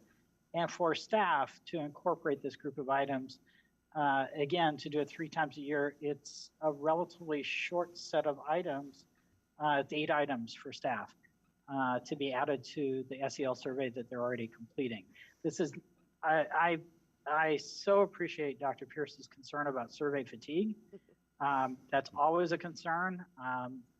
We definitely don't want to over-survey staff or students. And part of the beauty of this solution is leveraging a tool that we're already using and providing a set of items that allow us to make a stable set of items that create a scale that allow us to make comparisons with the national norm. So Dr. Brown, with this scale in particular, I can see us giving the Panorama survey 3 times a year. We might see some differences. Is it expected that we're going to see such differences with this particular scale, given that it's with cultural awareness, right? So here's what I have in mind. It's Black History Month. It's February. Will we see a wave kind of increase around a particular quarter or a period and then see that drop, because in essence that's not what we want to see with cultural awareness and action. We want to see that there's continued growth and progress. So is this scale going to get us the data that really shows what's happening? Well, I think, to your point, culture and climate in buildings tends to be a fairly stable thing over time. The pattern that you're describing, that's a very interesting hypothesis. And it would be interesting to see if there is an uptick in Black History Month, or in Hispanic History or Hispanic Awareness Month, if there's an uptick in that. That would be interesting to look at, and is maybe an argument for looking more than once during the course of the year. Again, the footprint in terms of items and what we're asking is pretty minimal. If we were doing a whole separate survey, I would be deeply concerned about the footprint on instructional time and staff. Okay. Well, then I'm fine with this piece, understanding that would be one of my questions when we get those results back 3 times a year. Was it impacted by Black History Month, Women's History Month? Like, if we see those waves, because we want to see that consistent growth, right? And I think, I was going to say, one other sort of challenge with this, obviously it's new, and so we're going to have to look at that pattern over time. And as we introduce some of these new measures, as we're trying to make this paradigm shift in the work that Dr. Blue and her team are doing, in conjunction with the MTSS framework that's being done across our system, we need to look at this and monitor the data. And we may have to make I think we've heard this from AJ as well, that we may need to make some adjustments to this as we move forward. I think this is an opportunity to learn and gather some information, and then reflect back on it as we move forward. Okay, any other questions? Okay, so we have a motion and a second. Go ahead and call the roll. So this is yes? Okay, well, I think I motion then to table until we get some answers back. No, I have to push back on that, Carol, because you said that it didn't impact what I they was wrote talking here. about specific ones. Okay, I mean, you can What vote, did you but- need back? all right, what 2.1 is an output, is an input, not an outcome. Okay. I'm sorry, but it is. We could have everybody in the whole, 40% of our staff trained, and not one building is up and running with restorative practices. Oh, quick question to that. Is it not an outcome, really? And the reason I'm asking is because it's saying, we're talking about 2.1, job embedded professional development and coaching and restorative practices will increase 30% from 10 to 40%. And actually, Michael, to your point, this is exactly your frustration with the fact that we've been doing restorative practices for however many years and we haven't gotten there. We train here, we train there. No, we have to have buildings doing it. No, I totally understand. I'm looking at this from the standpoint of your remark about an output versus an input. Okay, the top of it is an input, but the outcome is stated to be a 30% increase. Now, if the issue is that this isn't ambitious enough, ding, ding, ding, ding, ding. No, I wasn't even measurement. That's not my issue. But again, if we're talking about this being an input versus an output, this is clearly, in my mind, an output. An outcome that I'm talking, an output that I'm talking about would be like, if we had a baseline that we have 4 elementaries and 2 middles and 1 high school that are currently fully operational with restorative justice practices. That would be our baseline. That by the end of 2025, 2026, that goes to X number of buildings. And that might be a fairly low percentage because, as Cheryl's explained to us, it's a heavy lift to get there. So you disagree. So you are disagreeing with the actual measure. Yes. Shows. And I've been pretty vocal about it. I know, but that's her choice. It's not her choice if it's not reasonably. If it doesn't it's her choice what it is, as long as it's aligned to the priority of the guardrail. It's not aligned to get us to the guardrail. Okay, so Carol doesn't think that that one is aligned. No, that's what I was trying to say, yes. I don't think that will necessarily get us any closer No, to. you're disagreeing with her choice of measurement. Correct. Right. That's what you're doing. Yeah, okay, I'm sorry, yes. Yes. I'm not disagreeing with you. I wasn't trying to qualify that. Okay, I know, it's like 9:30, you guys. But it is aligned to the Is it guardrails aligned itself. to, she, as the expert, and her team have said, this is the measurement they have chose to demonstrate how we will not ignore a whole child approach. You disagree that they have chosen that. Yes. Yes. Yes. I disagree that that's aligned to not ignoring a whole child approach, because we could end up ignoring a whole child approach on the measurement of restorative practices, because we might not get there in one other building. But she also has an interim progress measure 2.2 that acts as that kind of catch. Right, but that we're supposed to have supportive relationship responses to this particular, social emotional learning survey. Actually, I'll go one step further. To solve the problem of the schools and the students and what we're seeing post-pandemic, this is the most important measure on the whole thing. Okay, don't get upset. I can't stop myself. So from getting upset. so this is the line between board work and administration work. Okay, I ran this by AJ. He agrees with me. He agrees that they have the wrong measurement. Well, then he agrees needs that to this work with them on that. Okay, he did. He sent an email today. He's done this. This is an input, and we have to have outputs. He had a list of things to think about with all of this. Board Member Brown? Thank you. Having listened to the conversation, my sense is that we've gotten too far into the weeds, that we've gotten far too into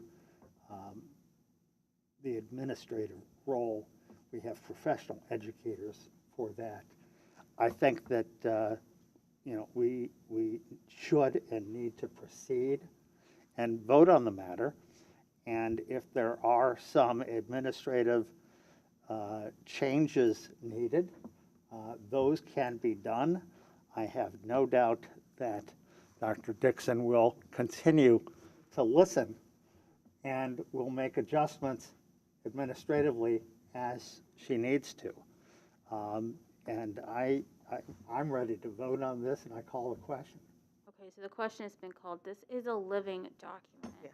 Yes, it is. And the question has been called. Mr. Brown? Yes. Mr. Cole? No. Dr. Pierce? No. Vice President Reyes? I'm gonna have to say yes, because we can change it. Ms. Vera? Yes. President Adair? Yes. Ms. Beckerly? No. Got to count. That motion carried. Okay, it's a living document, and I think we're all learning. We can change it. The points are super valid, and if AJ gave that advice, we listened to AJ. They will look at it.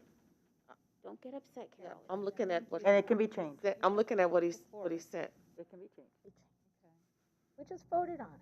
No. What It can still be changed. They can tweak. Look, here's the thing. This stuff has to be living or breathing because this is new for us. So we are not going to be stupid and keep a goal or measurement on here that doesn't work. Right. So it has to change if it needs to, okay? Let's move on. Okay. Let's move on. Good call, Board Member Beckerly. All right, so I'm gonna go ahead and call 7.5, but I'm anticipating a quick motion on that to table. Oh, where are we here? Oh, I'm sorry. No, that's I skipped one. 7.4. Yes. All right, the timeline. So this is here to we keep it on our agenda now because we it's a regular item to make sure we are on track. And so we can look at our progress about where we are. So do any board members want to discuss any items here? It's just, again, we're going to keep this on as a regular thing to look at, to keep up front. If we don't really need to talk about it, we don't have to. So this is just our opportunity to save space. I think we need to go down, I'm sorry, can I talk? Yes, board member. Go down to where we are in the month and see what on target, next target, and we have to change the color. Yes, so we're going to look at, sorry, I was trying to pull it up, is what I was trying to give myself a second.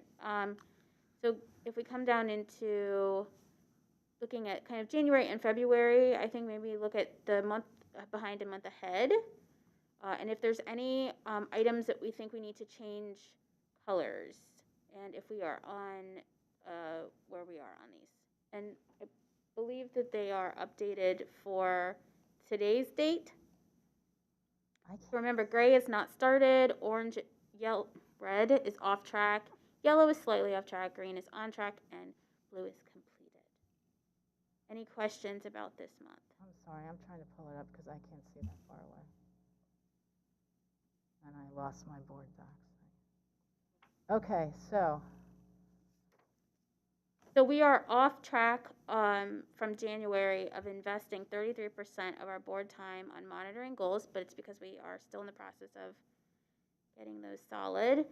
And we have not adopted the board engagement plan, which is our next agenda item, which I was getting to.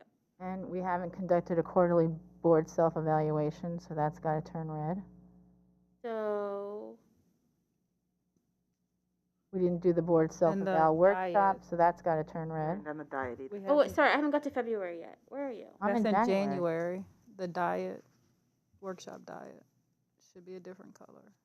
Yeah, I think we fourth did down in do a. January. Oh, sorry, yes. So we need to change. It's also in February. Oh, is it in February? I thought Yeah. we had bumped I everything think the down. workshop of the diet was in January, and then the actual, there's 2 workshops. There was a workshop on committee diet. So we didn't Yeah, do we that. didn't do That's that. with AJ. Yeah.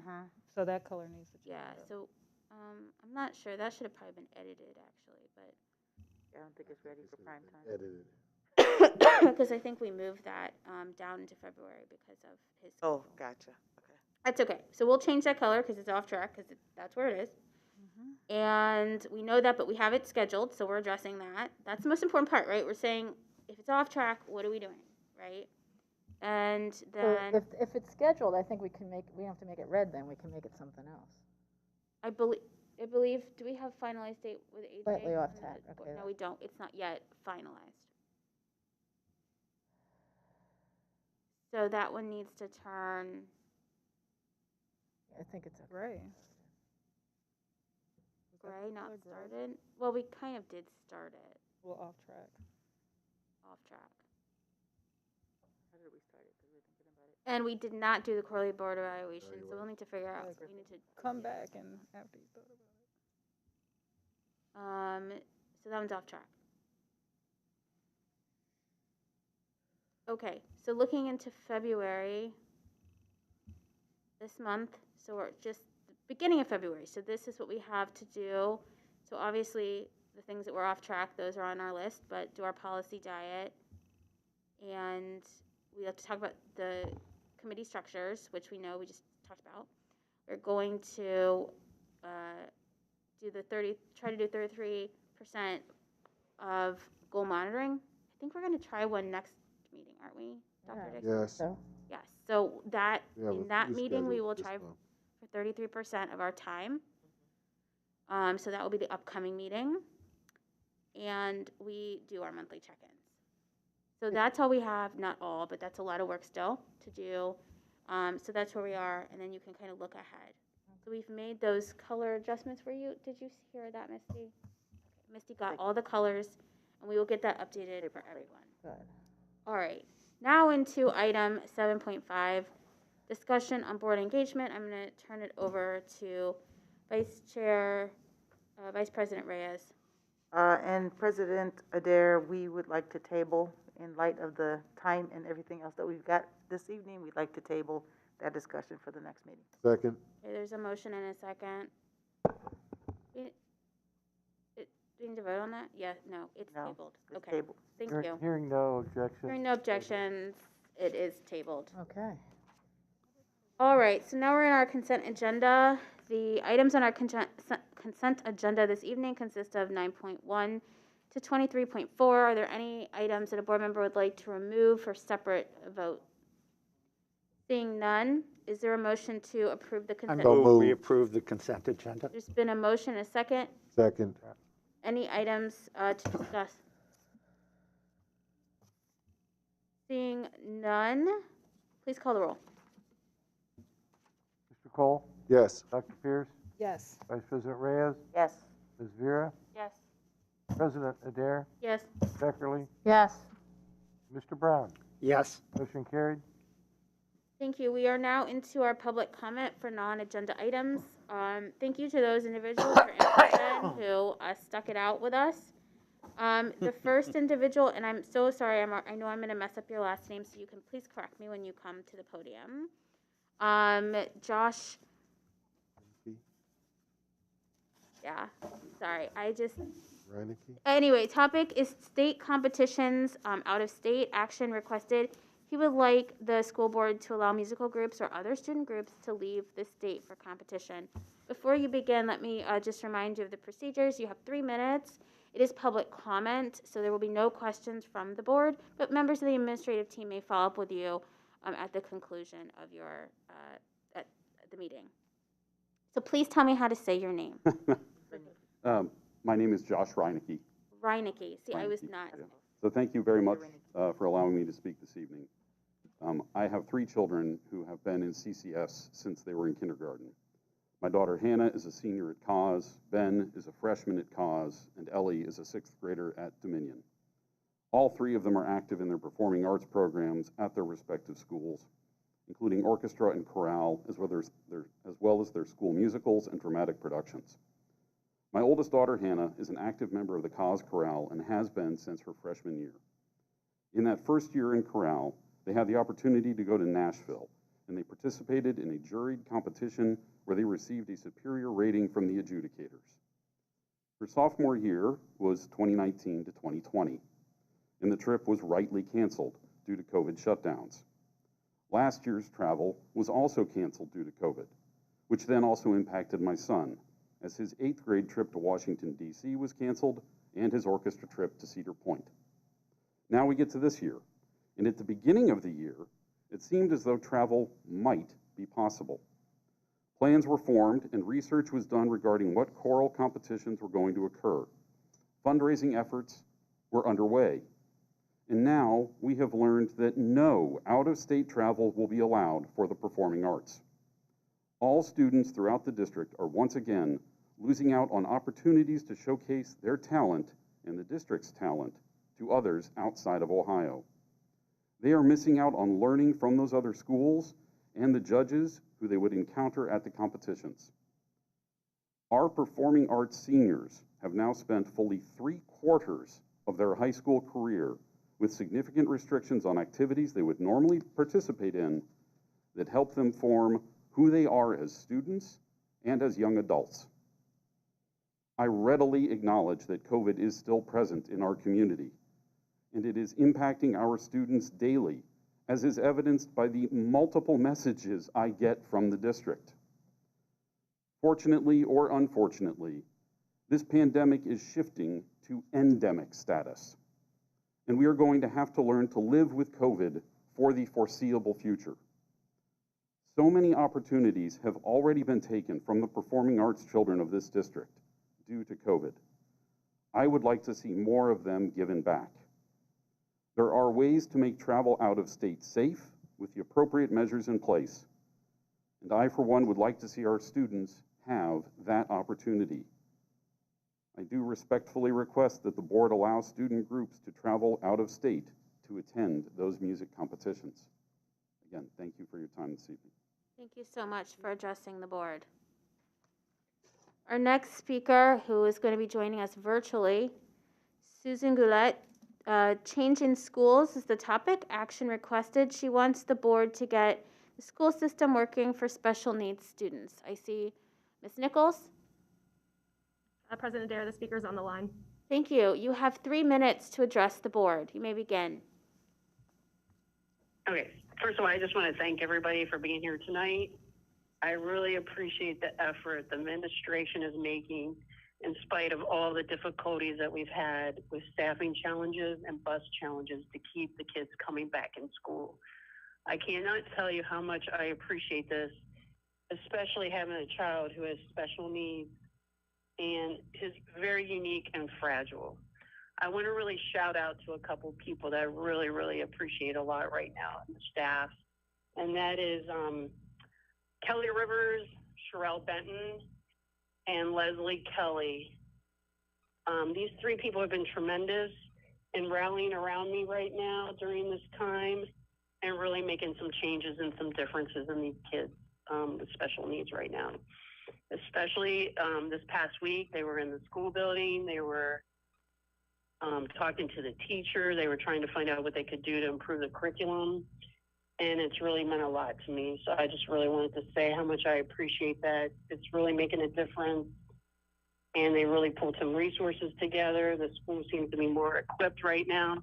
I was really coming into this meeting thinking, just like, I really think about my daughter right now. She's in 4th grade, and how capable that these kids are, learning so much more than what they were actually getting with the teacher that they have right now. But now I'm really feeling that I'm really grateful. I'm just really grateful for people that they're really listening, and I feel like I'm being heard right now, and I'm really excited to see the changes that are going to be made. So I guess tonight I'm just coming in. I just want to encourage everybody to keep doing what you're doing. The reason why we're doing this, the front and center reason why we're here is for the kids.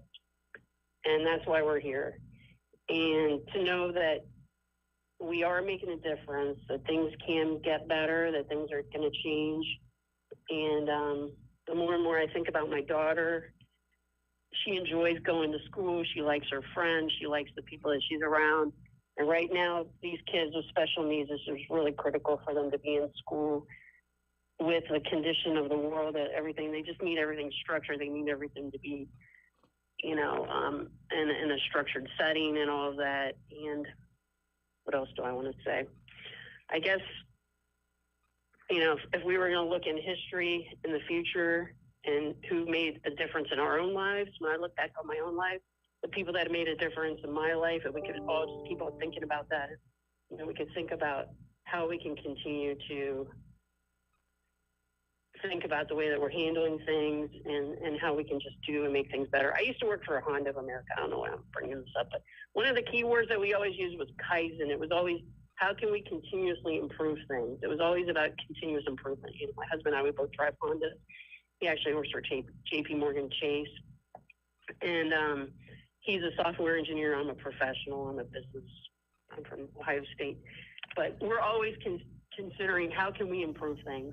And that's what I want to, you know, just kind of really impress on everybody tonight, that I appreciate everybody, appreciate what you're doing. Let's just keep on continuously improving. Let's keep on making things better for these kids so they can live up to the mission of being a successful person in this society, in this global world that we live in. Thank you. Thank you so much. Those are really inspiring words. Thank you. Our next speaker is Kelly Smith, who I believe is here in person. Topic, high school corral program action. She is wanting the board to approve an overnight out-of-state travel for a Columbus Alternative High School corral program. Ms. Smith. Thank you, President Adair, Vice President Reyes, members of the board, and Dr. Dixon. I'm here to speak on the same issue that my fellow parent, Mr. Reinecke, spoke on. I want to share that in addition to CAUSE's Corral program, there's another school that had a trip with over 100 students, and that travel request was also rejected by the superintendent. My understanding is the concern was for COVID safety. I'd ask you to consider the information from the January 18th board meeting. Faced with rising case numbers from Omicron, Dr. Dixon and this board rightly concluded that our students are safer in the buildings with mitigation efforts and where they're supervised, and these trips are very much the same. They're both supervised experiences in facilities that require both masks and vaccinations. Both trips could take place safely right now. And how do we know this? It's because these trips have been taking place safely. Other schools, our suburban charter and private schools, have been traveling safely and have no plans to stop.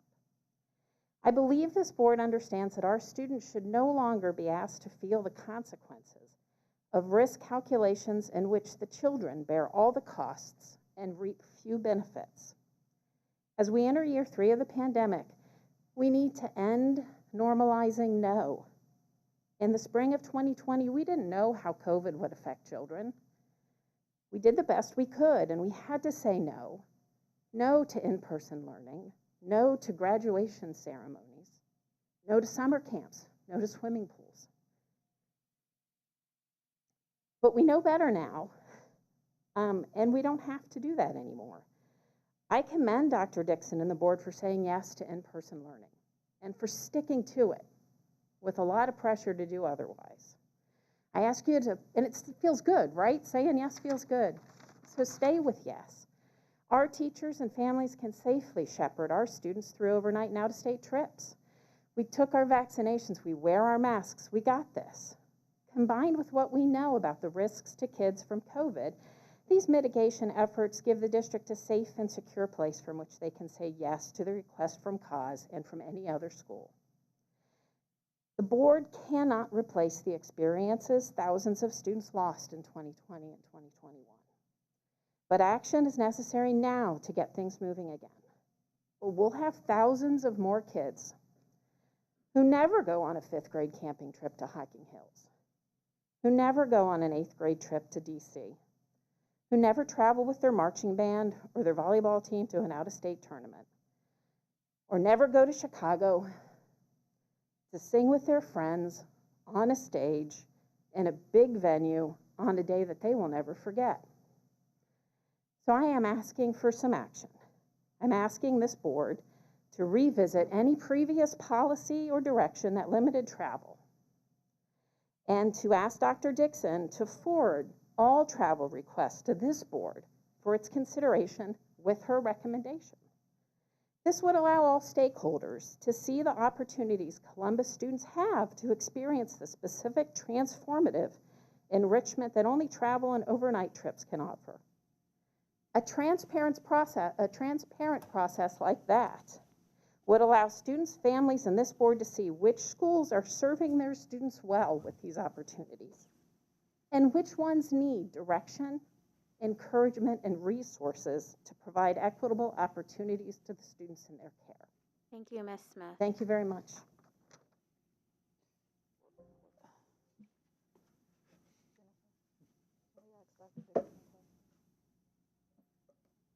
We're going to go ahead and go to item 25.1, executive session. Vice President Reyes. I move that the Board of Education recess into executive session per section 121.22 G1 of the Ohio Revised Code to consider the employment, or compensation of a public employees. Motion, is there a second? Second. Let's call the roll. Dr. Pierce? Yes. Vice President Reyes? Yes. Ms. Vera? Yes. President Adair? Yes. Ms. Beckerly? Yes. Mr. Brown? Yes. Mr. Cole? Yes. Motion carried. Thank you. We will now recess into executive session. We will come back to this session, this room, to adjourn the meeting. However, it will not be televised. Board members, 10-minute break.